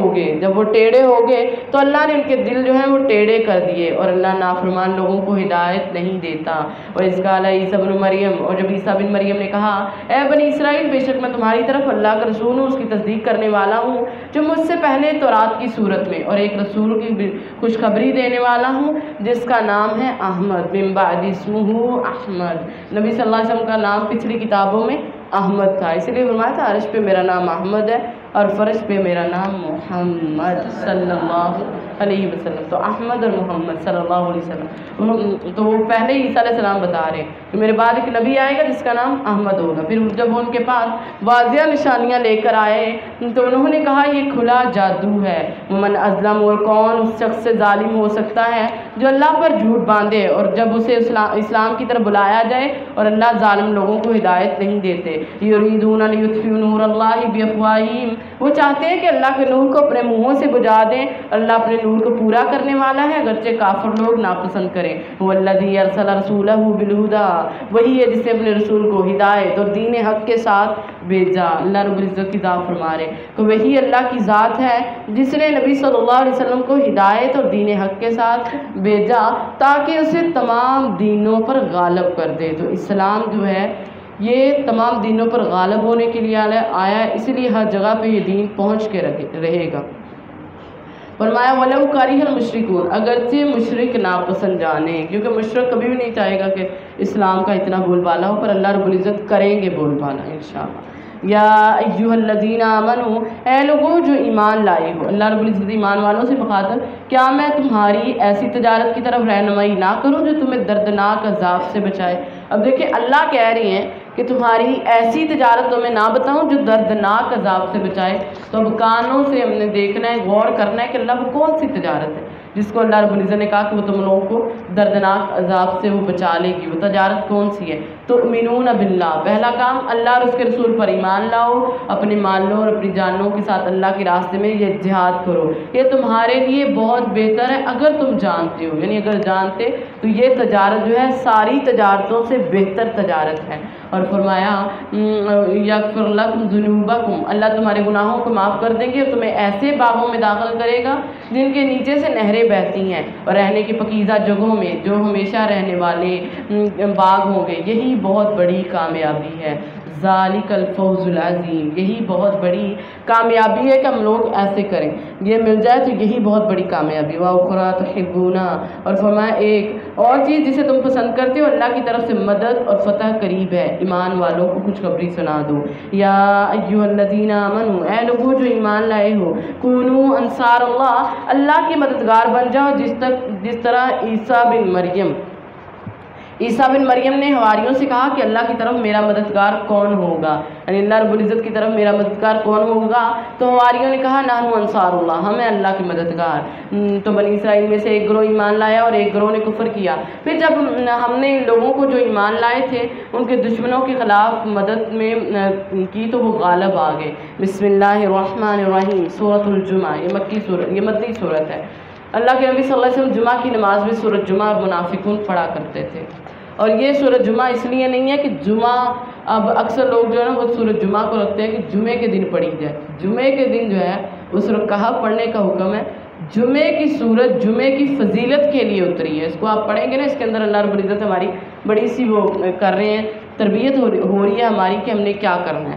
یسبح للہ ما فی السماوات، تسبیح بیان کرتی ہے جو کچھ بھی آسمان اور زمین میں اللہ کے لیے ہر چیز، وہ بادشاہ ہے، پاک ہے، غالب اور حکمت والا۔ هو الذی بعث فی الامیین، وہی ہے جس نے امیین یعنی ان پڑھوں میں ایک رسول انہی میں سے بھیجا جو ان کے سامنے اس کی آیات پڑھتا ہے اور انہیں پاک کرتا ہے اور انہیں کتاب اور حکمت کی تعلیم دیتا ہے، بے شک وہ اس سے پہلے یقیناً کھلی گمراہی میں ہے۔ تو نبی صلی اللہ علیہ وسلم کس لیے آئے؟ قرآن کی تعلیم دینے کے لیے، تلاوت کرنے کے لیے، تزکیے کے لیے، کتاب اور حکمت سکھانے کے لیے۔ اس لیے یہ ہمارے اوپر بھی ہے کہ نبی صلی اللہ علیہ وسلم کے بعد ہمارے اوپر بھی یہ فرض ہے کہ ہم لوگ بھی تربیت جو ہے ایسے ہی کریں کہ کتاب حکمت کی تعلیم دے، قرآن کی تعلیم سکھائیں، سیکھنے والے بنیں، دوسروں کو سکھانے والے بن جائیں۔ اور اگر ایسا نہیں کریں گے تو ہم لوگ کھلی گمراہی میں ہو جائیں گے۔ وآخرین منہم لما یلحقوا بہم، اور ان میں سے کچھ اور بھی لوگ ہیں جو ابھی تک ان سے نہیں ملے، یعنی یہ کن کا ذکر ہو رہا ہے؟ ہمارا ذکر ہو رہا ہے، سبحان اللہ۔ یعنی وہ جن کی تربیت ہم سے سامنے کر رہے ہیں، اور کچھ وہ ہیں جو اجمی جو ان کو ابھی تک ملے ہی نہیں ہیں۔ تو اور وہی سب پر غالب کمال حکمت والا ہے، یہ اللہ کا فضل ہے، وہ اسے اس کو دیتا ہے جسے چاہتا ہے، اور اللہ بہت ہی فضل والا ہے۔ یعنی جس کو قرآن کی تعلیم دے دے، قرآن سیکھنے والا بنا دے، سکھانے والا بنا دے، تو یہ اللہ کا بہت بڑا فضل ہے۔ تو اللہ یہ فضل ہم سب کو عطا کرے، اور جو دیا ہے اللہ رب العزت قبول فرما لے۔ مثل الذین حملوا التوراۃ، ان لوگوں کی مثال جن پر تورات کا بوجھ رکھا گیا، پھر انہوں نے کہا اسے نہیں اٹھایا مگر گدھے کی طرح، استغفر اللہ، گدھے کی طرح اس کو اٹھایا، اور فرمایا یہ برا ہے۔ جو کئی کتابوں کا بوجھ اٹھائے ہوئے ہیں ان لوگوں کی مثال بہت بری ہے، اور جنہوں نے اللہ کی آیات کو جھٹلایا، اور اللہ ظالموں کو ہدایت نہیں دیتا۔ یعنی جیسے گدھے کے اوپر کتابیں رکھ دی جائیں تو وہ کتابیں رکھی جائیں گی تو کوئی فرق نہیں، کوئی کچھ نہیں ہوگا، تو ایسے ہی جو انسان ہے وہ جتنا مرضی کرتا جائے، پڑھتا جائے، جب تک عمل نہیں کرے گا وہ اس کی مثال ایسے ہی ہے۔ تو اس لیے جو بھی سنیں، جو بھی پڑھیں، اس پہ عمل کی کوشش کیا کریں کہ اللہ رب العزت عمل کی توفیق دے دے۔ قل کہہ دیجیے یا ایھا الذین، اے لوگوں جو ایمان لا، اے لوگوں جو یہودی بن گئے ہو، اگر تم نے گمان رکھا ہے نا کہ بے شک تم ہی اللہ کے دوست ہو اللہ کے سوا، تو موت کی تمنا کرو۔ یعنی وہ کہتے تھے نا ہم اللہ کے بڑے پیارے ہیں، اللہ کے دوست ہیں، اللہ کے بڑے برگزیدہ بندے ہیں، تو اللہ فرماتے ہیں پھر موت کی تمنا کرو اگر تم سچے ہو۔ اور وہ کبھی بھی موت کی تمنا نہیں کریں گے اس وجہ سے جو انہوں نے اپنے ہاتھوں سے آگے بھیجا، کیونکہ ان کو پتہ ہے کہ ہمارا جو ہے وہ کیا ہم نے کیا ہوا ہے وہ کبھی بھی نہیں کریں گے۔ اور اللہ رب العزت جاننے والا ہے ظالموں کو۔ قل کہہ دیجئے ان الموت الذی تفرون منہ، فرمایا کہہ دیجئے کہ وہ موت جس سے تم بھاگتے ہو تو یقیناً وہ تم سے ملنے والی ہے۔ یعنی موت جس سے تم بھاگتے ہو وہ تم سے ملے گی۔ یعنی موت ایسی حقیقت ہے کوئی انسان اس سے بچ ہی نہیں سکتا۔ کوئی کہے نا کہ میں بچ جاؤں گا، یعنی کر لوں گا، بعد اوقات یہ ہوتا ہے کہ کوئی کہتا ہے اچھا میں مشکلوں میں ہوں، موت ہی مجھے آ جائے، تو سوچے کہ موت کی تمنا تو کر رہے ہیں کہ مرنے کے بعد اگر چھٹکارا نہ ملا تو کیا ہوگا۔ تو اس لیے اللہ رب العزت نے فرمایا موت سے جتنا بھی بھاگو موت تم لوگوں کو لے لے گی، جہاں مرضی چلے جاؤ۔ ہم پیچھے پڑھ کے آئے نا کہ برج بھی بنا لیں، بڑے بڑے قلعے بنا لیں، جو مرضی کر لیں، لیکن اس سے کوئی بھی بچنے والا نہیں ہے۔ تو دیکھا کریں، اپنے گھروں میں دیکھا کریں، اپنے گھروں میں غور کیا کریں، اپنے محلوں میں دیکھا کریں کہ ہمارے کتنے کتنے پیارے، کتنے کتنے بڑے جو ہیں وہ یہاں سے چلے گئے ہیں۔ اچھا ہمارے گھر میں دیکھیں، اپنے گھروں میں دیکھیں، دادی نانی نظر نہیں آ رہی، ٹھیک ہے، کسی کو کوئی ماں نہیں نظر آ رہی، کوئی بہن بھائی میں سے نظر نہیں آ رہا، تو سوچا کریں کہ یہ چلے گئے تو ہم نے بھی جانا، تو وہ ہمارے پیارے گئے ہیں تو ہمیں اس سے اللہ رب العزت فرما رہے کہ موت سے کوئی بچ نہیں سکتا، اور ساتھ میں فرما دیا فَإِنَّ مُلَاقِيكُمْ، اور یقیناً تم جو ہے وہ ملنے والے ہو، وہ ملنے والی ہے تم کو، جیسے کوئی کسی کو ملتا ہے نا ایسے ہی ملنے والی ہے وہ موت بھی ملنے والی ہے۔ پھر تم ہر پوشیدہ ہر چیز کو جاننے والے کی طرف لٹائے جاؤ گے اور وہ تمہیں بتائے گا جو کچھ بھی تم کرتے تھے۔ یا ایھا الذین آمنوا، اے لوگوں جو ایمان لائے ہو، اذا نودی للصلاۃ، جب بھی نماز کی طرف بلایا جائے، جمعے کے دن خاص کر مردوں کے لیے فرض ہے نماز جمعے کی، ٹھیک ہے، عورتوں کے لیے سنت ہے، کریں ضرور، کیونکہ اللہ کے نبی نے فرمایا عورتوں کو مسجد میں جانے سے مت روکو۔ مردوں اپنوں کو خاص کر یہ کہیں کہ ان کے لیے جیسے دوسری نمازیں فرض ہیں ویسے جمعے کی نماز بھی فرض ہے۔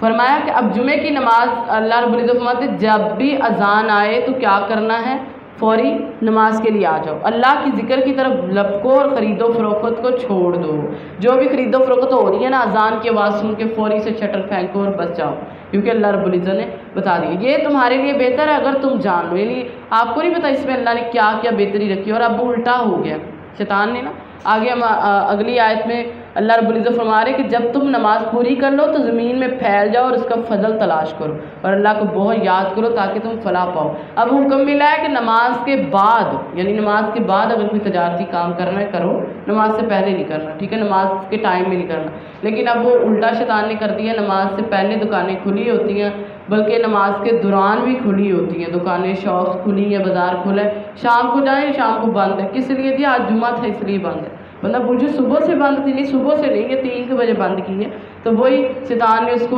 غلط ٹریک پہ لگایا ہوا۔ اور اللہ کے نبی صلی اللہ علیہ وسلم کے ایک صحابی تھے، کہتے وہ نا جب جمعے کی نماز پڑھ لیتے تو دروازہ پکڑ لیتے، جمعے نکلتے ہوئے نا دروازے پہ کھڑے ہو کے کہتے اللہ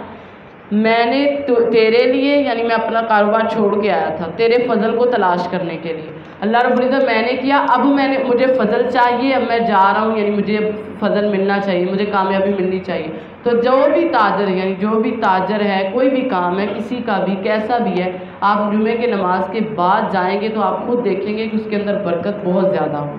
بہت زیادہ برکت ہوگی۔ تو اس لیے جمعے کے لیے جب بلایا جائے تو جانا ہے۔ اللہ کے نبی صلی اللہ علیہ وسلم نے فرمایا جس نے جمعے کے دن غسل کیا، سنت ہے نبی صلی اللہ علیہ وسلم کی، غسل کیا اور پھر فرمایا اول وقت میں وہ مسجد میں آیا، اور آقا علیہ السلام فرماتے ہیں خطیب کے شروع کرنے سے پہلے وہ مسجد میں پہنچا اور پیدل چل کے آیا۔ تو جمعے کے لیے جاتی ہے ماشاءاللہ سے پیدل چل کے آیا تو اللہ کے نبی صلی اللہ علیہ وسلم فرماتے ہیں امام کے قریب ہو کے بیٹھ جاتا ہے اور خطبہ بڑے توجہ سے سنتا ہے، اور اس خطبے کے دوران کوئی ادھر ادھر کی لغو بات نہیں کرتا، کوئی کچھ بھی نہیں کرتا، یعنی کسی کو چپ کرانے کے لیے بھی ہم بول نہیں سکتے کہ تم چپ ہو جاؤ، اس کو بھی اشارے سے بھی نہیں ہم کہہ سکتے، تو کوئی لغو بات بھی نہیں کرتا۔ تو آقا علیہ السلام نے فرمایا اس انسان کے لیے ہر قدم کے بدلے، یعنی ہر قدم کے بدلے 1 سال کے روزے اور قیام کا ثواب ملتا ہے۔ سبحان اللہ، دیکھیں کتنی بڑی فضیلت ہے، اس لیے جاتے ہوئے چھوٹے چھوٹے قدم اٹھایا کریں تاکہ اتنا ثواب جو ہے ہم لوگوں نے اکٹھا کرنا ہے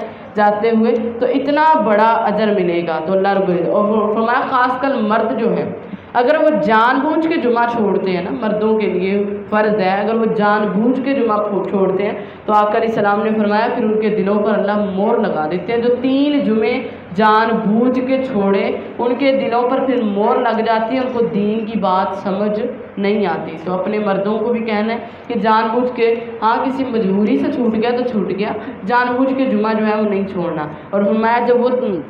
وَإِذَا رَأَوْا تِجَارَةً، جب وہ کوئی تجارت یا تماشا دیکھتے ہیں تو اٹھ کر اس کی طرف چلے جاتے ہیں اور تجھے کھڑا چھوڑ دیتے ہیں اور فرمایا اللہ رب العزت فرماتے ہیں جو اللہ کے پاس ہے وہ تماشا اور تجارت سے زیادہ بہتر ہے، اس سے زیادہ بہتر ہے، اور اللہ رب العزت بہت رزق دینے والا۔ یہ ایسے ہوا تھا کہ اللہ کے نبی صلی اللہ علیہ وسلم جمعے کا خطبہ دے رہے تھے تو ایک تجارتی قافلہ آیا شام سے، اور انہوں نے نا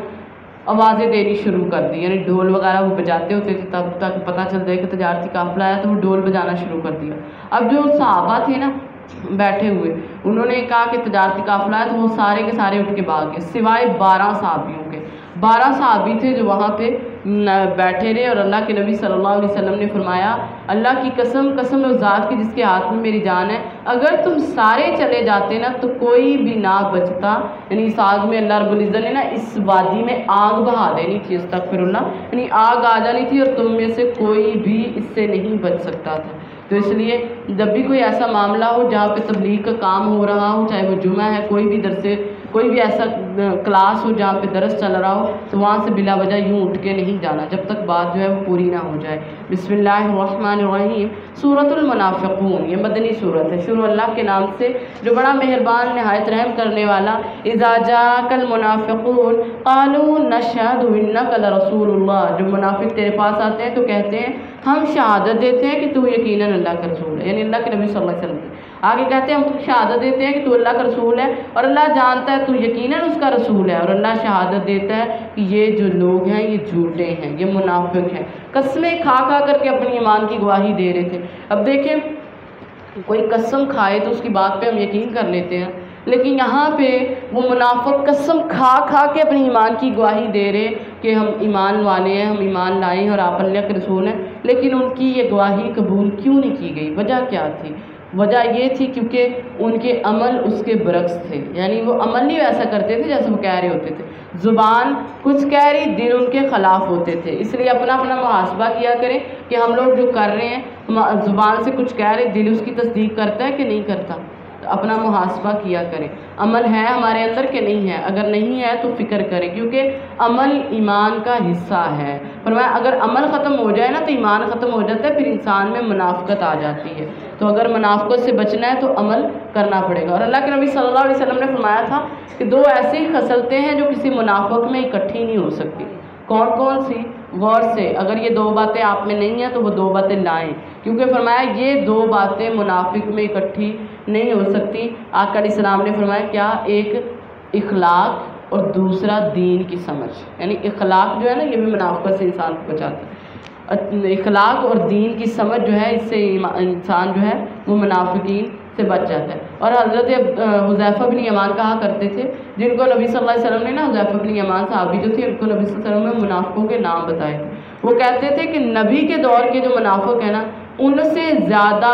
برے جو ہیں اس دور کے منافق ہیں۔ کس وجہ سے؟ وہ کہتے ہیں کہ نبی کے دور کے منافقوں کا تو ہمیں پتہ چل گیا کہ یہ منافق ہے، لیکن اس دور کے منافقوں کا ہمیں پتہ نہیں ہے کہ ہمارے ساتھ کوئی کھڑا ہو رہا ہے وہ منافق ہے یا مومن ہے، وہ کیسا ہے۔ تو اس لیے اللہ سب کے دلوں سے منافقت کو بچائے، اللہ محفوظ رکھے اللہ رب العزت، کیونکہ نفاق جو ہے یہ بہت بری چیز ہے، اللہ سب کو محفوظ رکھے۔ اتخذوا ایمانہم جنتاً، انہوں نے اپنی قسموں کو ڈھال بنا لیا، بس انہوں نے اللہ کی راہ سے روکا، یقیناً یہ لوگ جو کچھ کرتے ہیں یہ برا ہے۔ ذالک بانہم آمنوا، یہ اس لیے کہ بے شک جو ایمان لائے پھر انہوں نے کفر کیا تو ان کے دلوں پر مہر لگا دی، اللہ رب العزت نے دلوں پر مہر لگا دی، وہ سمجھتے نہیں ہیں، ان کو کسی بھی بات کی سمجھ نہیں آتی، کیونکہ جب مہر لگ جائے تو کچھ سمجھ ہی نہیں آنی۔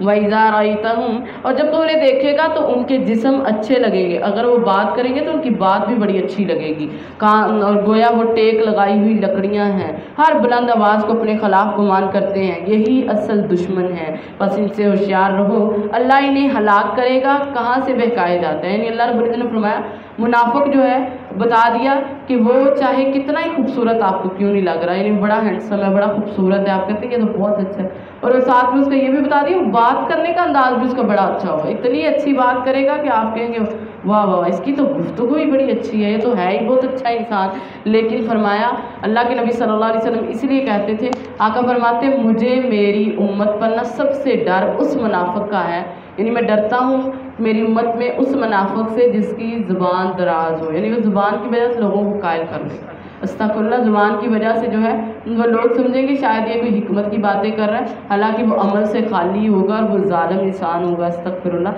فرمایا وہ ایسے ہیں جیسے لکڑیاں ہوتی ہیں نا، لکڑیوں کی مثال دی گئی کہ جیسے لکڑی کسی جگہ پہ لگائی جاتی ہے تو ایسے ان کی خوبصورتی نظر آتی ہے، لیکن وہ ہوتی کھوکھلی، کچھ بھی نہیں ہوتا، تو ان کے لیے بھی کچھ نہیں۔ اور اللہ رب العزت نے یہی اللہ کے اصل دشمن ہیں، دیکھیں منافقوں کو اللہ نے اپنے دشمن کہا ہے، تو جو اللہ کے دشمن ہو وہ دنیا میں کیسے سرخرو رہ سکتا ہے؟ تو اس لیے کوشش کے ساتھ دعاؤں کے ساتھ زیادہ دعائیں کیا کریں کہ اللہ ہمارا دل نفاق سے پاک رکھے، اللہ منافقت سے دور رکھنا۔ وَإِذَا قِيلَ لَهُمْ تَعَالَوْا يَسْتَغْفِرْ لَكُمْ رَسُولُ اللَّهِ، اور جب ان سے کہا جاتا ہے کہ آؤ اللہ کے رسول تمہارے لیے بخشش کی دعا کرے تو اپنا سر پھیر لیتے ہیں، اور تو انہیں دیکھے گا کہ وہ منہ پھیر لیں گے اس حال میں کہ وہ تکبر کرنے والے، ان پر برابر ہے کہ تو ان کے لیے بخشش کی دعا کرے یا ان کے لیے بخشش کی دعا نہ کرے، اللہ انہیں ہرگز معاف نہیں کرے گا، آپ کریں یا نہ کریں اللہ انہیں معاف نہیں کریں گے۔ منافقوں کے لیے بے شک اللہ نافرمان لوگوں کو ہدایت نہیں دیتے، ہم الذین یقولون، یہ وہی لوگ ہیں جو کہتے ہیں उन लोगों पर खर्च ना करो जो अल्लाह के पास हैं, उन पर खर्च ना करो जो अल्लाह के रसूल के पास है, यहाँ तक कि वो मुंतशिर हो जाएं। हालांकि आसमान और ज़मीन के ख़जाने अल्लाह ही के हैं, लेकिन मुनाफिक जो है वो समझते नहीं। यानी मुनाफिकों ने कहा कि ये दीन तरक्की किए जा रहा है, इस पर माल नहीं देना, वो खर्च नहीं करना, और कहते हैं कि अगर हम मदीना वापस जाएंगे तो ये जो इज़्ज़त वाले हैं इनको ज़लील करके यहाँ से ज़रूर निकाल देंगे। अस्तग़फिरुल्लाह। ये अब्दुल्ला बिन उबई मुनाफिक जो था ना, ये बड़ा सबसे बड़ा मुनाफिक था, और ये ऐसे अपने टोले में बात कर रहा था। तो एक छोटे से सहाबी थे ज़ुबैर रज़ियल्लाहु ताला अन्हु, उन्होंने आके ना ये बात नबी ज़ैद रज़ियल्लाहु ताला अन्हु, उन्होंने आके ना ये बात नबी सल्लल्लाहु अलैहि वसल्लम को बता दी कि अल्लाह के नबी, वो जो अब्दुल्ला बिन उबई मुनाफिक है वो ये कह रहा है, वो कह रहा है कि इनको हम इज़्ज़त वाले हैं और अस्तग़फिरुल्लाह ये ज़लील हैं, इनको हमने जो है वो निकालना है मदीने से। तो आका अलैहिस्सलाम ने उनको बुलाया तो वो मुकर गया, मुनाफिक था, और ये बच्चा था छोटा सा। अब बच्चे की बात जो थी ना, वो सारों ने कहा कि अच्छा ये बच्चा है, शायद गलत बात की है, क्योंकि अक्सर बच्चे बात करते तो अगर वो बात सही भी कर रहे होते हैं तो हम उसको गलत समझ लेते हैं, तो तस्दीक करनी चाहिए कि शायद वो बात सही कर रहा हो। तो अब उस नबी सल्लल्लाहु अलैहि वसल्लम ने भी यही समझा, और उनके चचा जो थे ना, उन्होंने उनको डांटा, कहते तुमने ये बात क्यों कही, ये नबी सल्लल्लाहु अलैहि वसल्लम नाराज़ हो गया, तुमने ये बात क्यों कही ना। तो वो घर आ गए और इतने रोने लग गए, परेशान हो गए, छोटे से बच्चे थे। तो देखिए अल्लाह को छोटा सा बच्चा, उसकी परेशानी, जो मोमिन है उसकी परेशानी भी अल्लाह रब्बुल इज़्ज़त को पसंद नहीं आई, और अल्लाह ने कुरान में ये आयतें ही उतार दी। जो उसने अल्फाज कहे थे ना कि हम इज़्ज़त वाले उनको ऐसे निकालेंगे, वही अल्फाज अल्लाह ने कुरान में उतार दिए। और अल्लाह रब्बुल इज़्ज़त आका अलैहिस्सलाम ने कहते, उसके बाद ना ज़ैद कहते मुझे नबी सल्लल्लाहु अलैहि वसल्लम ने बुलाया और बुला के सूरह मुनाफिकून पढ़ी और फरमाया कि ए ज़ैद तुम सच्चे और अल्लाह ने तुम्हें सच्चा कर दिखाया है। यानी उसने ये कहा, वो कहता है कि हम इज़्ज़त वाले और इनको ज़रूर निकालेंगे, और वलिल्लाहिल इज़्ज़तु जमीआ वलिल्लाहिल इज़्ज़तु वलिरसूलिही, और ये जान लो कि अल्लाह के लिए इज़्ज़त और उसके रसूल के लिए और मोमिनों के लिए, लेकिन मुनाफिक लोग नहीं जानते। या अय्युहल्लज़ीना आमनू, ऐ लोगो जो ईमान लाए हो, ना तुम्हें तुम्हारी माल औलाद अल्लाह की याद से गाफिल ना कर दे। ईमान वालों को हुक्म दिया जा रहा है माल और औलाद तुम्हें अल्लाह की याद से गाफिल ना कर दे। जो ऐसा करेगा वही लोग खसारे में हो जाएंगे। तो इसलिए उनकी मोहब्बत में कि अल्लाह को ना भूल जाना। वअनफ़िक़ू मिम्मा रज़क़नाकुम मिन क़ब्ली, और उसमें से खर्च करो जो अल्लाह रब्बुल इज़्ज़त ने तुम्हें दिया है, उससे पहले कि तुम्हारी मौत आ जाए। तो अल्लाह रब्बुल इज़्ज़त माल औलाद साथ ही क्या कह दिया कि खर्च करो उससे पहले कि तुम्हारी मौत आ जाए। और फिर इंसान कहे कि फ़यक़ूल रब्बी लौला अख़रतनी इला अजलिन क़रीब, ऐ अल्लाह मुझे थोड़ी सी मोहलत क्यों नहीं दे देता, मुझे मोहलत दे दो थोड़ी सी, मैं सदका करता हूँ और नेक लोगों में से हो जाऊँगा। तो ऐसा जो है वो नहीं, फरमाया खर्च करो, इसलिए मौत से पहले पहले सदका कर लो, क्योंकि नबी सल्लल्लाहु अलैहि वसल्लम ने फरमाया अगर सदका नहीं करोगे माल बाकी तो फिर दूसरों का है। यानी आका ने फरमाया सदका जो है वो बहुत सी बलाओं से भी बचाता है और सदका बुरी मौत से भी बचा देता है। अक्सर जो है ना अचानक की मौतें, बुरी मौतों से भी सदका बचाता है। तो इसलिए सदका अल्लाह के रास्ते में करते रहना चाहिए। एक शख्स आया कहता अल्लाह के नबी